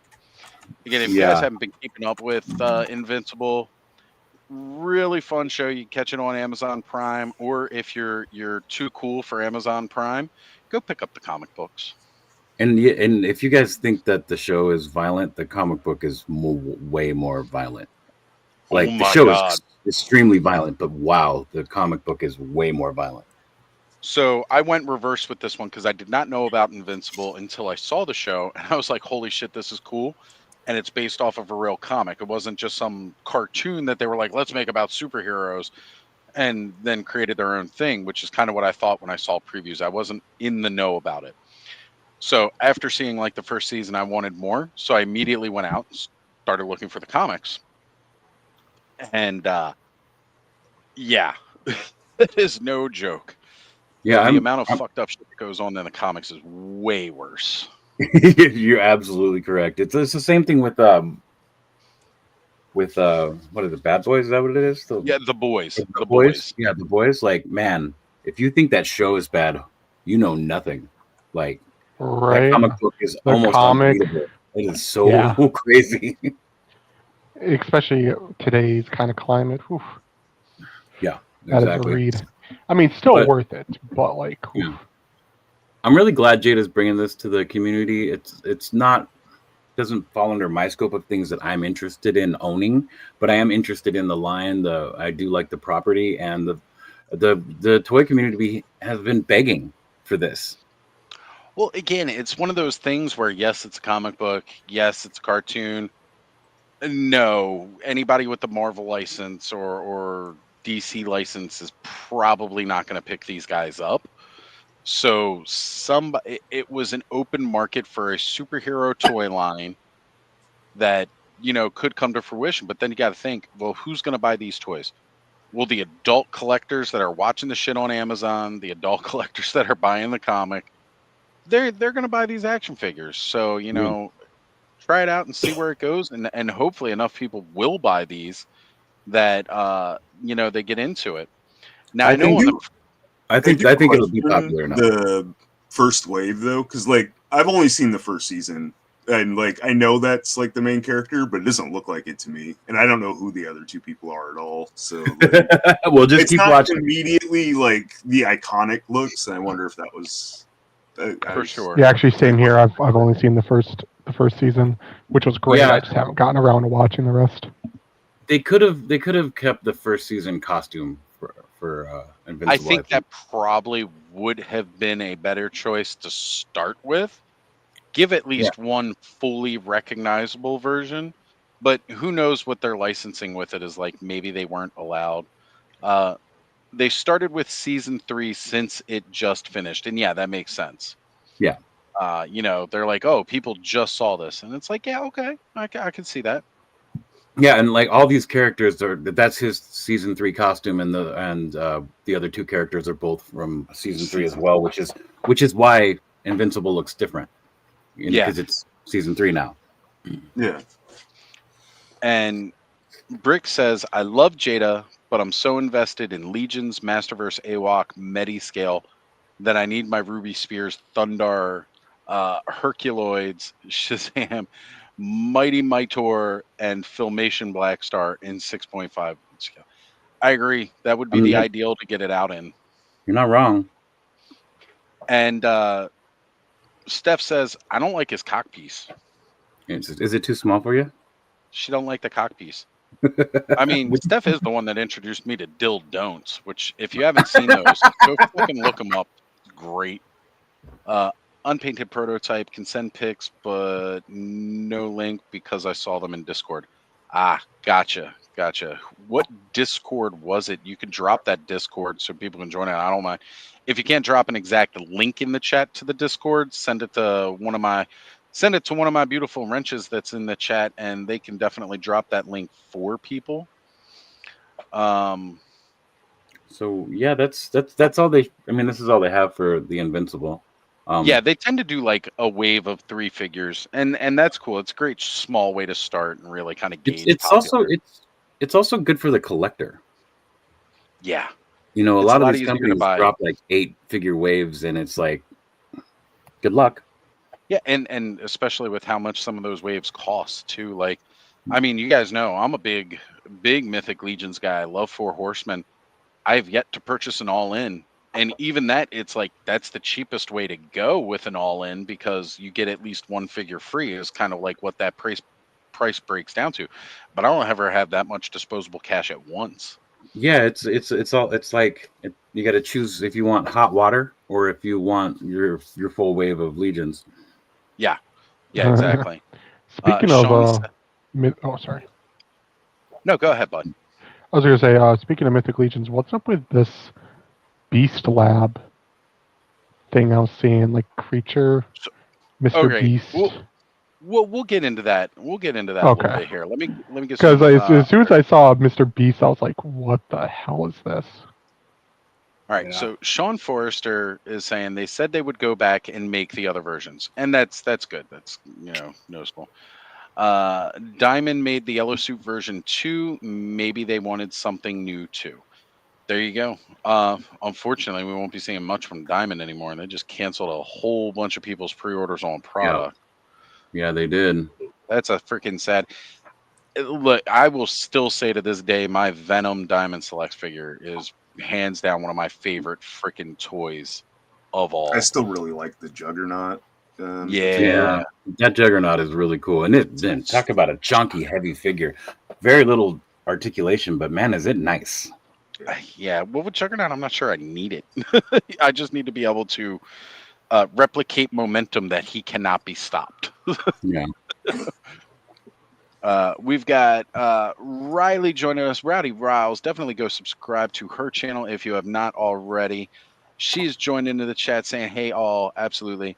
Brick brings up June on Toy Amigos said he'd be open to doing comic versions of Invincible, but not guaranteed at this point. Need to gauge support on this one. And again, yeah, each time any company, especially an indie company with the current economics, starting a new IP that's not guaranteed to sell right from the start is risky business, because the amount of money it takes to invest in these, and especially obtaining a license for a figure, you know, for any property, that's expensive. And you know, getting a license for a period and for a new company is going to cost you. It's going to cost you at the very least 30% of your profit. At the very least. Well, fortunately, Jada's not like new, right? Jada has been around for a long time. Their bread and butter is those die-cast vehicles. They might come with like the little figurine. Yep. So it's not a possibility that I really think Jada as a whole going anywhere. However, their action figure department, we're only a couple years in with what they've done. They did some Universal Monsters early on. Then they started doing like the mascots, the cereal monsters and stuff like that. And then we started seeing those Street Fighter figures. Mind you, they're freaking knocking it out of the park with almost every property they touch. These are satisfying toys. And we're actively seeing the evolution of them getting better and better. Yeah. They definitely learned a lot with that monster line, because they're the monster everything ones they put out since has been everything they put out since is miles ahead. The monsters look cool. Don't get me wrong, they did. Yeah, but they're not much action figure, right? Like joints aren't that great and everything. Again, these were the guys that sold cars up until that point, die-cast cars. So, like, again, them coming into the action figure world and a quick elevation, because they had those. Then they did the cereal monsters, and I'll admit, Boo Berry's probably the best cereal monster, because the little stand that plugs into his ass holds him up, whereas both my Frankenberry and Count Chocula's big ass heads have made them fall over and knock down other toys on the shelf several times. So again, seeing them coming in and starting to do their the amazing Street Fighter toys that they've done, and then seeing what they've done with that translate into what we're seeing with their Scooby-Doo stuff. By the way, yes, that Scooby-Doo line's way better than what I have sitting back here. That Scooby Gang anniversary toys that came out from Walmart a while ago, they were fun. They were great for what they were, but they're really not all that. And they were awesome when they were $3.99 in the clearance aisle. You're damn right. When I picked them all up, I got the entire gang for Connor because he was watching Scooby-Doo and loved them, and I just happened to be at Walmart and they were clearanced and they had the entire Scooby Gang and the van. I was like, yoink. Yeah. Easy buy. And it also made me happy because it's part of Connor's collection that I have with me, so it's part of my collection now. Rest in peace, Diamond Select. I didn't know ye at all. They were putting out some damn good figures. I mean, they were a bit pricier than our Marvel Legends, but yeah. All right. I know you're just starting, but I was hyped on the Marvel Legends reveals. Manwolf, Rachel Hound, Excelsior. The Mephisto is the one that I've seen the most of right now. Yeah. And part of that is because I did not catch the live stream, and then I was live streaming on Let's Go Offworld, so I'm still trying to recover from back-to-back live streams from everything Hasbro last night that I completely missed while I was trying to get stuff ready for this morning. So that's stuff that people are going to have to bring up that I haven't even seen yet. But honestly, the fact that we're getting Man Wolf, they're redoing some more Werewolf by Night stuff. That's great. Rachel Hound coming, Excelsior. I mean, bring it. I want to see it. I was happy about Rachel. It's about damn time. Right. I was super stoked. I don't really collect Hasbro anymore or Marvel Legends at all, but super stoked to see the original costume for Cyclops to get put back on the market. Yeah. And that Mephisto looks it's dope. Cool. I wish they wouldn't have done so many damn 2-packs though. Because like I want the Storm, but I don't give a shit about getting another Wolverine. Like, come on, quit 2-packing Wolverine. The Cyclops one's a little bit better because it comes with Marvel Girl, but yeah, the Marvel Girl already came out though, and I have that as well. And they're the 2-packs, like they're concerned about selling them. They're like, the Storm has already come out. We want to put it out again. So a lot of people bought it in a 2-pack before, and it didn't go over very well then. But let's put it in with Wolverine. Everybody's gonna buy it with Wolverine. Everybody, except for you and me. Put out a good brown suit Wolverine, like a couple months ago. I still have the original brown suit. Well, you know what? Wolverine. CT beat them to the punch at a better price point. All right, so these are those NPC characters. You got Bank Robber, Mob Boss. So we got like little Sin Eater style, Baron Zemo style, like, you know, ski masks. I'm digging the Mob Boss here. I think that's really cool. Let's see here. We've got SWAT officer with a big riot shield. Wait. This is Big Bad Studios, right? What's the deal with the bunny head down here? Oh, that's dope. Yeah, Big Bad Workshop. Yeah. What's the deal with the bunny head down here, though? Is that like an alternate mask for one of the robbers to wear? What's it looking like? A robber mask. Exorcist priest, and he comes with demon heads. What? Cheerleader. Yeah, that figure looks dope. dope. I mean, that's going to be a must. Hey, look, Big Bad Workshop. You know, I mean, if you're trying to steal Shartimus's thunder by making, you know, innocuous like background characters or whatever like that, you know, hey, all good. I mean, that's all a pretty good. big. Somebody's got to get these kind of things to market. Nah, I think this is a cool idea. Totally is, right? Like, honestly, we're really, and then if anybody can see this here, it says error displaying this message. So I don't know. I'm sure those are more pictures that popped up, but I can't. I just see error brick, so I'm not sure if it's showing on your end that I went through or. Oh, yeah, it says error on mine. Yeah, too. unhide Lone Dragon. Let me see. All right, now he should be unhidden. Thank you, Brick. Why did you hide Lone Dragon? Oh, okay. He was apologizing. The error message was he was apologizing to Lone Dragon using GIFs in the Clubhouse co-host chat, which is really fucking funny.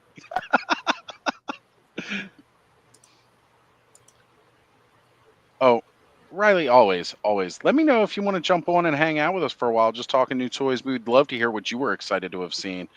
Yeah. And I agree with Gap here. Mob Boss looks great. And the Exorcist Priest? Well, I got to get an Exorcist Priest if I'm going to have Mephisto sitting on my shelf, right? Absolutely. Like, I can't not have that. Like, I kind of need that now. I haven't seen anybody talk about it, but have you guys seen the Bart fly from Treehouse of Horrors? Comes with like the little pod that turned him into the fly. Like, it's pretty cool. No kidding. Is that current Simpsons line that they're running? Yeah, targeting company. Simpsons. What's that? I'm trying to think of this company. What's the company name? Is it Playmates Jax, that's doing those Simpsons? Jax specific. Yeah, it's Jax. Oh, okay, Jax. Yeah, they were doing like a crazy crossover with DC and Sonic as well. Did anybody see those? Mm-mm. Hold on. Let me see if I can find it here. I'm pulling up Jax on the. Okay, yeah, great. It's one of the very first things they're showing off. But I do not see their Simpsons stuff, which is kind of depressing. Yeah, I've been Here it is. scouring all morning to see these this. So we're getting a DC Sonic crossover. This is kind of cool. I'm not gonna lie, I kind of like this. Right? Like, I didn't expect this, nor did I really want it, and yet here the fuck it is. I want that freaking dark side.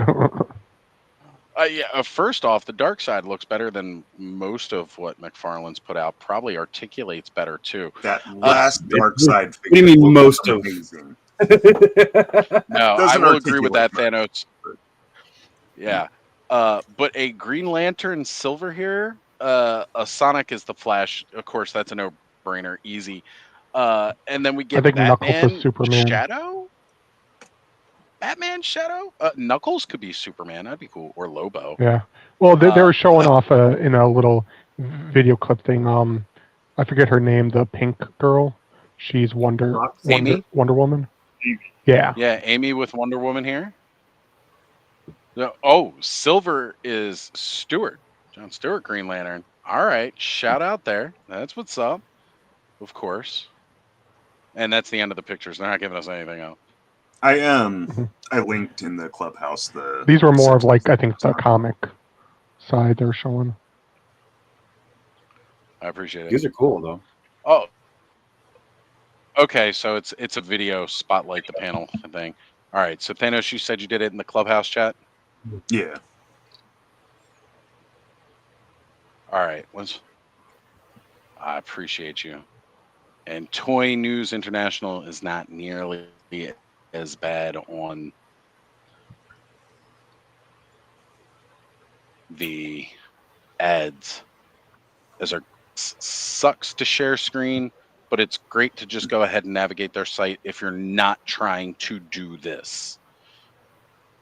So, all right, it's going to take a minute to load here, but oh, wow. Yeah, the Treehouse of Horror version as hell. My computer is not liking me trying to share too much stuff at once here. It'd be a lot easier if it would pick up the hard line, which is plugged in. I have no idea why it's not reading it.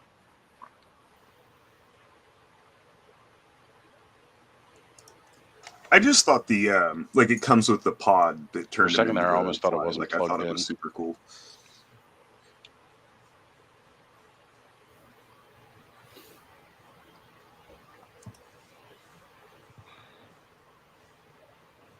That's it. Ooh. Okay, it did come up. Nice. In the pictures, like that they were showing, though, it looked like the pod was a little bit bigger. I was kind of hoping you could fit other characters in there, but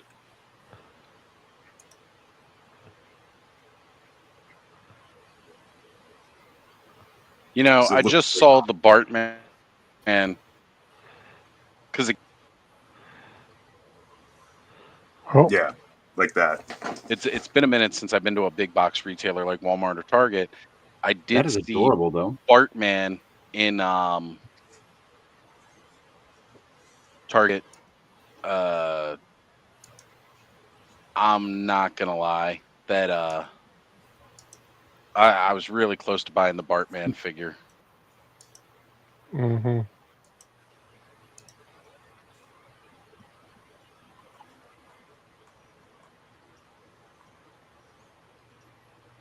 Yeah, nothing too fancy on these. I just kind of thought like it was a nifty little. I'm gonna have to show Dylan this. Oh, that is super cool. I love that it comes. It looks like it's coming with a little tiny black and white march to come with it. That's awesome. Yeah. Oh yeah. Right? You know what I love about this set too from Jakks Pacific, or just in general, what we're getting from Jakks Pacific with the Simpsons.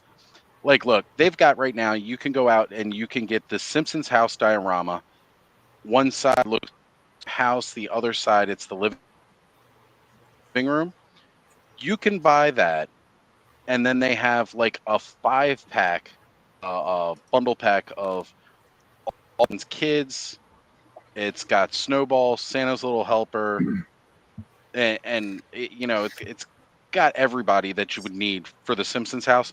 You could buy that set and that figure pack and not have to buy anything else from this line. You've got a worthy small little Simpsons collection. But all this extra stuff they're doing at a slightly larger scale is just too cool. Yeah. They put out a Krusty Burger set too. So like they're actually doing more than just the house. Nice. I didn't even see the Krusty Burger set. That's even better. Like, I hope we get a Moe's Tavern set and everything else. I'd love to see that. Oh yeah, me All too. Right, Bricks dropped the link to I want Toy Arc Barney and his good. plow. Barney and his plow king. That'd be dope. Heck yeah! If they started doing the little extra stuff.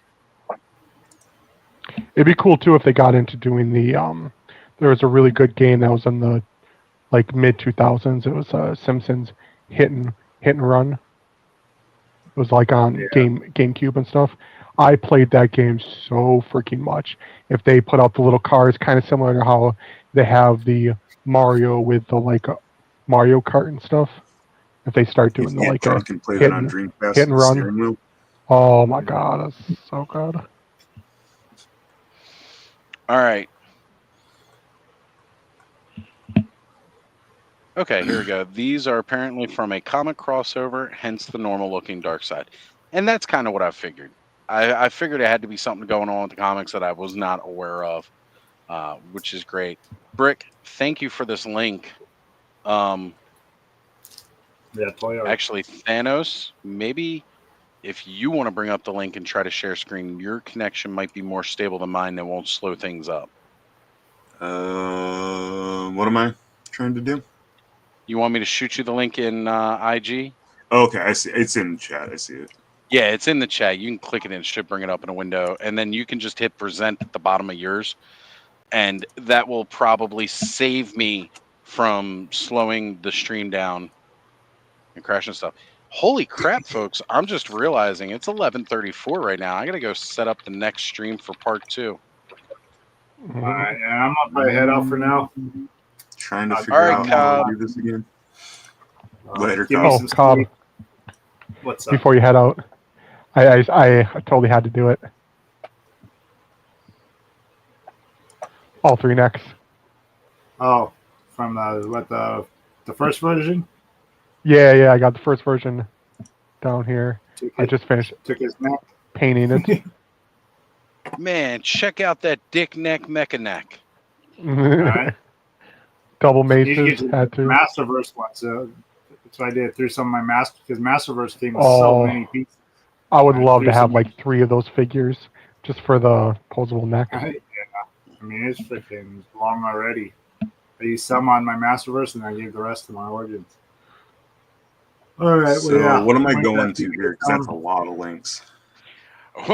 What does anybody want to see?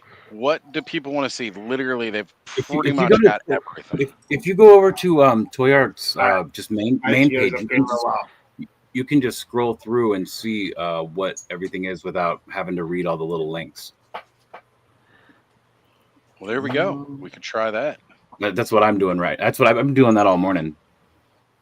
Right? Because, I mean... I've been listening to you guys and trying to find it on Toy Arc all morning. So one of the big things that we were actually talking about last night is the fact that what we've heard from a lot of people are people that have been to San Diego Comic-Con in the past.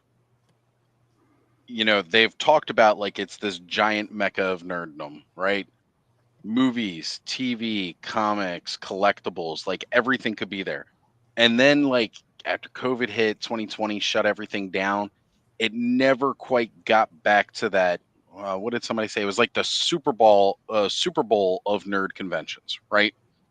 Like between that and like E3 really in a lot of ways. So like it's really kind of a big deal. And then in more recent times, like it's just been less of that, but that's because of the circumstances at the time, right? So circumstances had made them scale it back. Not as many people could go. People are just getting back into the position where they can really fill that space and do like how they used to. And that's really, really what it's becoming now. Let me close some stuff and see if I can get that to actually come up. Right. Yeah, I was having issues too trying to do it. And now I'm actually in the process of I made a thumbnail last night for the second part, but I never freaking scheduled the live, which I should have done long before now. You know, because it's me. So if it wasn't like last minute, it wouldn't be true Oz fashion. That's just how I roll. Yeah, I understand where that goes. Yeah, we got Sig Toy Arts in the house saying started 5 hours ago. You betcha, brother. We're going 24 hours today. This is just the first part of 24 hours of streaming. We started at 6 a.m. this morning. We're going until 6 a.m. tomorrow morning, but all day. We're just talking toys all fucking day. It doesn't even just have to be all toys. If there was like some kind of news or movie announcement you want us to bring up, we're going to bring it up. We will do that. Comic book news you want to talk about, we'll bring it up. They got some crazy comic book stuff coming down too. So, I mean, we're here to talk about all of it. So back to what you were talking about. Versus the DC universe. San Diego Comic-Con used to be like the big mecca for all of this. They got a real big hit when everyone else realized they could do it too. LA Comic-Con started up, it got really big. And then Legion's Con is probably going to be, I mean, they got Joe Fest, Toylanta, Joe Lanta, everybody's doing something now, and San Diego isn't the number one on the market anymore. Well, the biggest thing is like, yeah, like toys, you've always had like Toy Fair, but Toy Fair has always been more about the buyers, like the wholesale buyers, not us, not the customers. That has been where the products show off and let the purchasers know, like Walmart, the retailers, this is what we got coming for the next year. And even then, they let some of the stuff split here. Oh, can we get a shot of the NECA Leatherhead? And is that the breaking news that we're talking about? Newest one or the one that came out for the Mirage comics? Because there was a Leatherhead that came out. Wait, are we talking TMNT or Leatherhead like the? Talking TMNT, not Leatherface. Okay, no, we're Leatherface. Okay, it's confused for a sec. All right, Sig says it's on his IG. Give me just a moment here. I'm trying to download this thumbnail I made so I can get our next live scheduled so that we can all hop over. Oh, the only problem is then we're no longer going to be streaming on Dave's channel the moment I end this stream.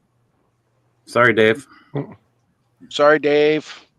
All right, he says it's Mirage Studios. Okay. Yeah, because Does the somebody Mirage have one NECA that they could bring up real quick? I'm looking for Leatherface right now. I have NECA open, but I'm not seeing it.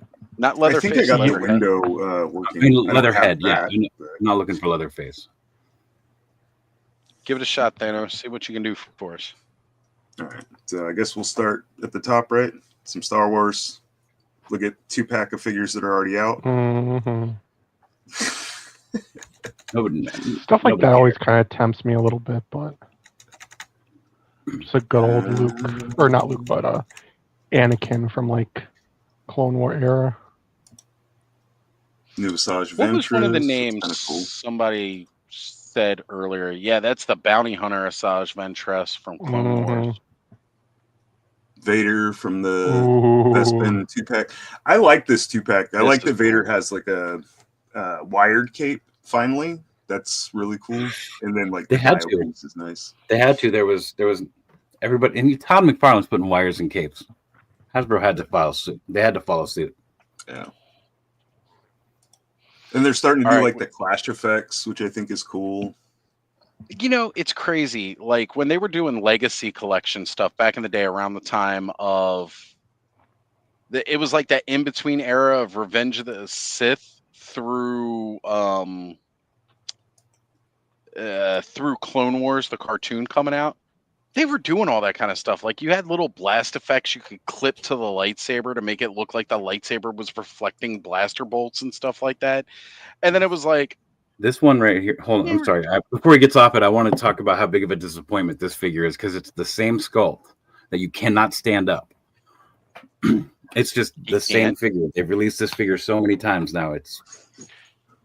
That's going to bum me out because I'm building my Black Series. The only Star Wars that I'm actively collecting is Black Series Mandalorian figures. Yep, me too. And did they I saw use this the picture from the original release, like because it still says like number 10 on it. Like I was going to say, it's definitely the old box. Yeah. It is not a new box, which is crazy, but I know I'm going to end up buying it if I see it because I do. This was really cool. Like, why did it take this long for this guy to come out from the Acolyte? Yeah. I don't think they actually give you a lot of options with him, which is kind of cool. Right. Dude, he was a cool freaking character in the show. Well, I love the fact that we're getting like some soft goods out of the fucking deal, but then they give you this stupid hard plastic cape over shawl to go over it. Like, Hasbro loves their hard plastic capes, man. They really why? Like, you got everything right below that plastic cape. Why would you throw that in? No. And it looks terrible. I think that there's a huge society out there that likes soft goods, and a huge society out here. I mean, out here in the toy community that don't. And I think they're just trying to please everybody at once. Hasbro is notorious for trying to do that, and it always bites them. Yeah. For me, I only really care about soft goods if the figure has a cape and he's supposed to sit down on something and he can't, or the cape impedes the sitting. That's what bothers me. But other than that, like I never minded the McFarlane like rubber capes just because they were textured and the way they kind of folded over, it looked really cool. But then again, the cloth good ones, especially if they're wired, you can kind of try to pose it. Yeah, I mostly buy figures for photography, so I'm definitely more into soft goods. There's a more realistic look to it, realistic feel, and if you're trying to pose up Superman in a specific way where he needs to be going this way, but his cape is also going that way. Yeah, it just doesn't work. I get frustrated with Superman. The figure I have, like, he can't actually like look like forward when he's flying. He's like staring at the ground. Yeah, like, bugs the shit out of me. I got the sitting next to me. I got the Dark Knight Returns Superman, and he's a really cool figure. But that cape is just. Ugh. This is a cool set. It's just like they literally just released this figure, and the other figure came out not that long ago. Like, so it's kind of like, okay. Yeah. I mean, again, I love Clone Wars Anakin. I love Captain Rex. I get it. But, like, they are really heavy on the mass production of the same figures right now, right? Yeah. They need to do the old man Rex with the gut and the gray hair. They need to. Disney needs to make some good Star Wars stuff so they can make some new figures that everybody wants to buy. I like Star Wars. I love Star Wars. All of Star Wars, and 90% of it I enjoyed. I love Star Wars, and I'm not upset about the movies that they've made or the shows that they made. I enjoy most of them myself, but they need to make something that everybody's into. Not because I hear Star Wars people complaining about Disney Star Wars. Every time I turn on YouTube. Honestly, they need to embrace Legends and have it be its own thing too. Like, they do every once in a while put out a Legends figure, but like they could do animated projects based in the Legends canon, and that would like appease half the fan base right away. Yeah, I think you're right. All right, okay. We went through all of those. All right, real quick. I'm scrolling through here, and I'm not finding this Leatherhead. Yes. Go into the Clubhouse chat and share what Brick just shared. Okay.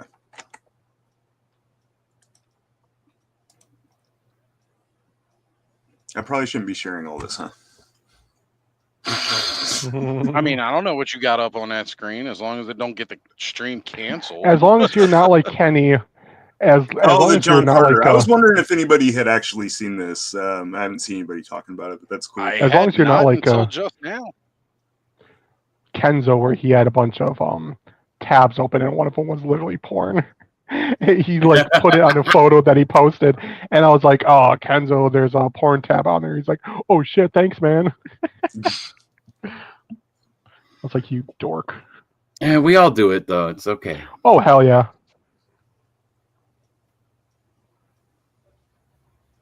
It was just That's funny cool. that Yeah, it man. like showed up in like one of his posts. That frog, I'm wishing there was some more articulation in that because that looks cool.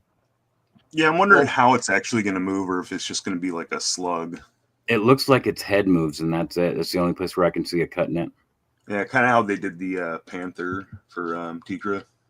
Yeah. Well, you know what that just means then? That Hasbro needs to release some kind of figure that comes with a strange frog, 8-legged, 10-legged creature, so that instead of buying a really expensive Tigra with a non-articulated Panther, I can go buy, I can get a fully articulated Panther if I just buy the special edition Drizzt and Guinevere 2-pack. Just saying.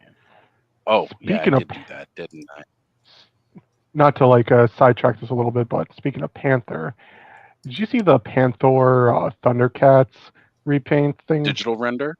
I That sure did. entire wave is repaint, and I was like, really? Come on. I mean, I'm glad that they're doing the Panther because, awesome, he looks cool, but I do kind of wish he at least had like a different helmet. Ooh, that leather face there. Mm. Yeah, anytime we're talking NECA, got some good stuff going. These are Haya? This is Haya, yeah. Oh, this is the highest stuff? Okay, yeah, so this is if you keep going, there's another one that's super cool too.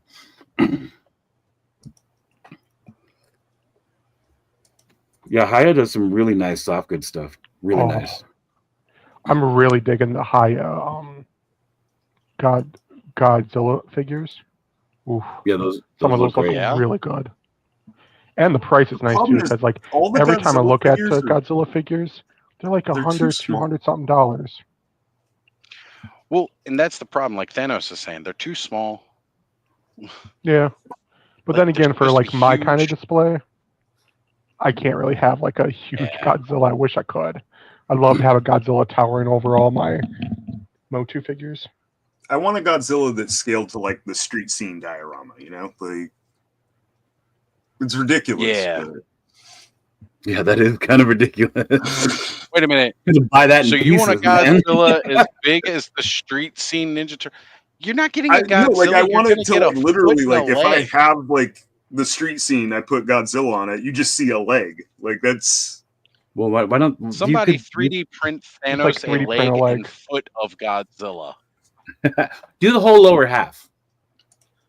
It's a very prestigious award. So I don't know what most of the stuff on that was. Like I don't know Persona or whatever, but like the Star Trek and the Leatherface and the Godzilla stuff look cool. All right, so I'm trying to get.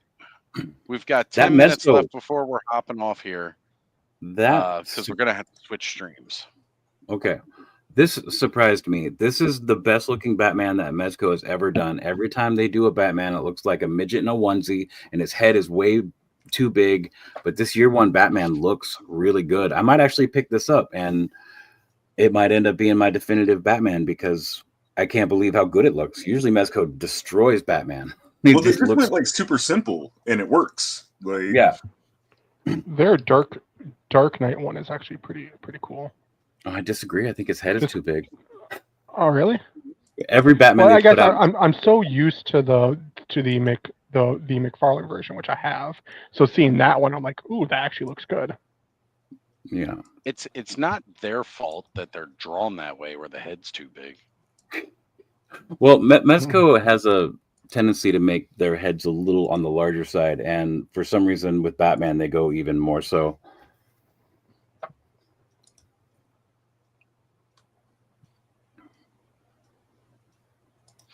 Oh, okay. All right. So I'm trying to pass out the link as quickly as I can. Oh yeah, the Fallout stuff. And these I are just these are started watching McFarlane. Fallout. Pretty good so far. I freaking love the shit out of the game. And dude, the show is awesome. Yeah. Yeah. So the show you get the is power fantastic. suit. You get the Wanderer, and I love how it's a female Wanderer with the dog. Dog is not articulated. Isn't it? That's Ella from the show, yeah. From the show, yeah, from the Okay. show. I think all of I'm it's not- supposed to be from the show. Well, I know they're showing off Unarticulated the Rangers, the Yeah. from So, Brains Not Braining. you know what dog is articulated and really cool? This dog I got from Marauders, the 2018 scale, fully articulated. Look, if you can fully articulate, well, it's a puppy for freaking 112. Yeah. But look, if we can get fully articulated in 118, don't give me no shit about not being able to do it in freaking 112. You got more fucking surface to work with joints. Get out of here. Yeah, they do that because it's cheaper. We all know that. Yeah, it's 100% cheaper. Do Yes, you the have Mortal the, Kombat line from McFarlane I am all about. Oh yeah, that looks great. Do you have the G.I. Joe my brain ninja dude? Storm Shadow? Snake Eyes? Which one? Snake Eyes. Holy crap. I can't believe I just blanked on Snake Eyes' name. Quick, take your name down so nobody knows it was you. The Snake Eyes that comes with the white Timberwolf. Do you have that one? I do.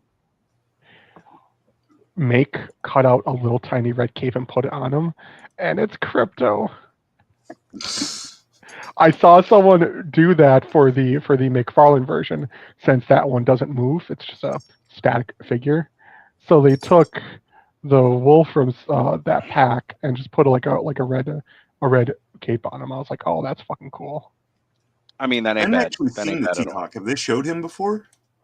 Yeah, they showed him last year, but he didn't actually have the hawk with him last year when they showed him. Looks like the wings are articulated on it too. Maybe. Yeah, like every figure that's on the lower portion of that, they showed off last year. Like this is when it's like, wow, they were really far along with this before they started showing them off. Because, like, it was like we had just gotten like the first two waves, and we're like, yeah, that's cool. When are we gonna see something bigger? And like they teased like Zangief and stuff, and then it was like at last year's San Diego Comic-Con, they had all the Street Fighter stuff out there, and then they showed like the Akuma and everything on top of the roof. So this year, on top of the roof, they were showing, of course, I wanted to say Charlie, but that's not his name. Yeah, it was Charlie. That is Charlie. Yeah, it was Charlie. Yeah, Giles. They were saying the other guy. that the Alpha has a new articulation scheme. I've heard somebody Yes. say it, but I don't know what. The Storm Collectibles ones are looking a little bit better than Jada's. They come with slightly more things, like instead of like 2 hands, it's like 4, and they're about $10 more small. They're a $30 price point, I think, instead of a $25. So they're like $5 Right, more. because they needed to. I said it earlier Jada price today. tags went up too, right? Because I know the Mega Man, like the last wave, was more expensive than the other couple They waves. did go up, and I think part of that is just the tariffs. Yeah, that's not Jada's fault. Yeah. They only increased price because they were forced to. The Storm Collectibles ones are looking way good, but it's a different game, so we're not going to get the same characters. We're going to get a lot of the same characters, but like we're not going to get Chun-Li in that classic outfit. That's not going to happen with the Alpha. You're going to get her in one of her newer stylized outfits. Probably. No, it's from the third game, and it's the one where she's wearing like the bodysuit, sleeveless with a vest, and like the Nikes or whatever. Right. But that's one of the things I like about it, because there's enough with that license to go around that if you really want to have it all with all the alternate costumes, you're just going to have to buy everything. But yeah, when you get over to the Ryu and they show that off, you can see he's a slimmer body build. Yeah. And like he's got more range in the joints, which again, the range on the current ones is awesome. And of course, it's that different head sculpt too. Yeah, have you guys seen the younger look? The Alpha line is supposed to be before Street Fighter 2, so it's everybody looks younger. Have you guys seen the crazy ass casting they're trying to do for the film? Dude, Roman Reigns is gonna kill it as Akuma. Like, it's cool, but like, I don't know if I've ever seen him act before. Like, I mean, obviously in the, WWE. Oh, come on! You've and seen all him that, but, act. like, He was totally in like those, couple scenes in that one Fast and Furious. Yeah. He also just filmed another movie where he's supposed to be like some like crime boss or something. I don't even know what it's called. He was, I think it was either him or some other wrestler was supposed to be in the new Captain America film, and he got cut out. These guys do look good. It was Seth Rollins really who was like supposed to that costume. So yeah, I'm super stoked that they put this out. I'm not into buying Marvel Legends lately, and I might buy this 2-pack even though I already have her. But just because I want that Cyclops. I'm really glad they finally. I wish they would re-put out the Cyclops, and not do it in a 3-pack, but the one with Jean Grey and like Wolverine, where he's got the like brown leather coat, and it's like the 90s. Oh, the one that came out a couple years back. Oh, that is like my definitive. I gave one of those away not too long ago. I just took it to Japan. Yeah, I'm trying to keep up with the chat here, guys. I know we're going to be ending things in 3 minutes. Yes, we're going to be ending this stream and we're going to be switching over because YouTube's a much bag of dicks. They won't let you replay anything longer than 12 hours. But instead of just doing 2 12-hour sections, I decided we're going to do 4 6-hour sections. I just set that new stream up, so that'll be kicking off soon. I've been sending the links out for that StreamYard to everybody who you currently see here live with us, as well as some people that were here earlier and some people that I know are going to try to return later. She looks way better, but she's still going to have that I can't move my arms because the plastic cape. Yeah, you're going to have to take the cape off. Again, we've seen this figure as well. It does look better than the last one they put out, though. And they get all right, I'm not going to lie. The rogue I need too. I love this set. Just because, like, I remember, like, all the scenes, like, in the comics as a kid, like, they'd be doing, like, the summertime activities outside, just fucking playing around.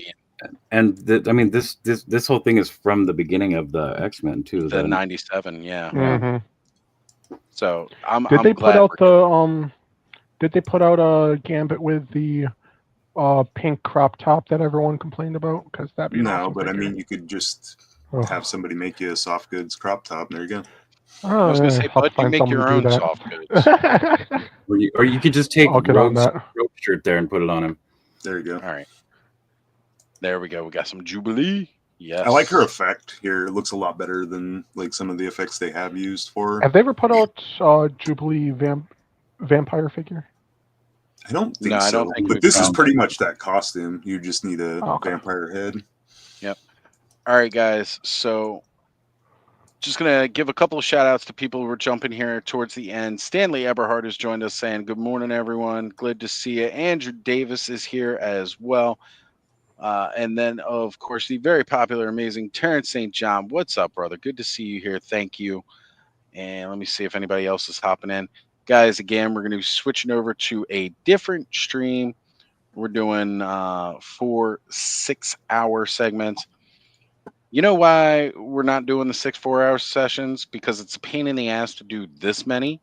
Also, I'm doing 4 6-hour sessions because it's just easier to track 6 to 12, 12 to 6, 6 to 12, 12 to 6. Can I just say, keep superheroes out of Magic the Gathering? What the fuck? Yeah, I'm not. I wasn't even fully into the like Lord of the Rings versions. I was like, eh. I get Lord of the Rings, I get like the Final Fantasy crossover, but like the superheroes, it's like just go play a different game. Come on. You're right. I don't know. They have those deck years. I don't know. There's the DC deck builder games. Those are actually fun. All right, guys, we're hitting that 12:01 now, cutting the stream off, and we will see you in a few minutes on another stream. Same channel. I'm going to take a quick break, but I will be back. All right. Yeah, I set it for 12:10, so we'll just go 10 minutes longer on the next one before I kill it. Peace. Later. Peace. Awkward.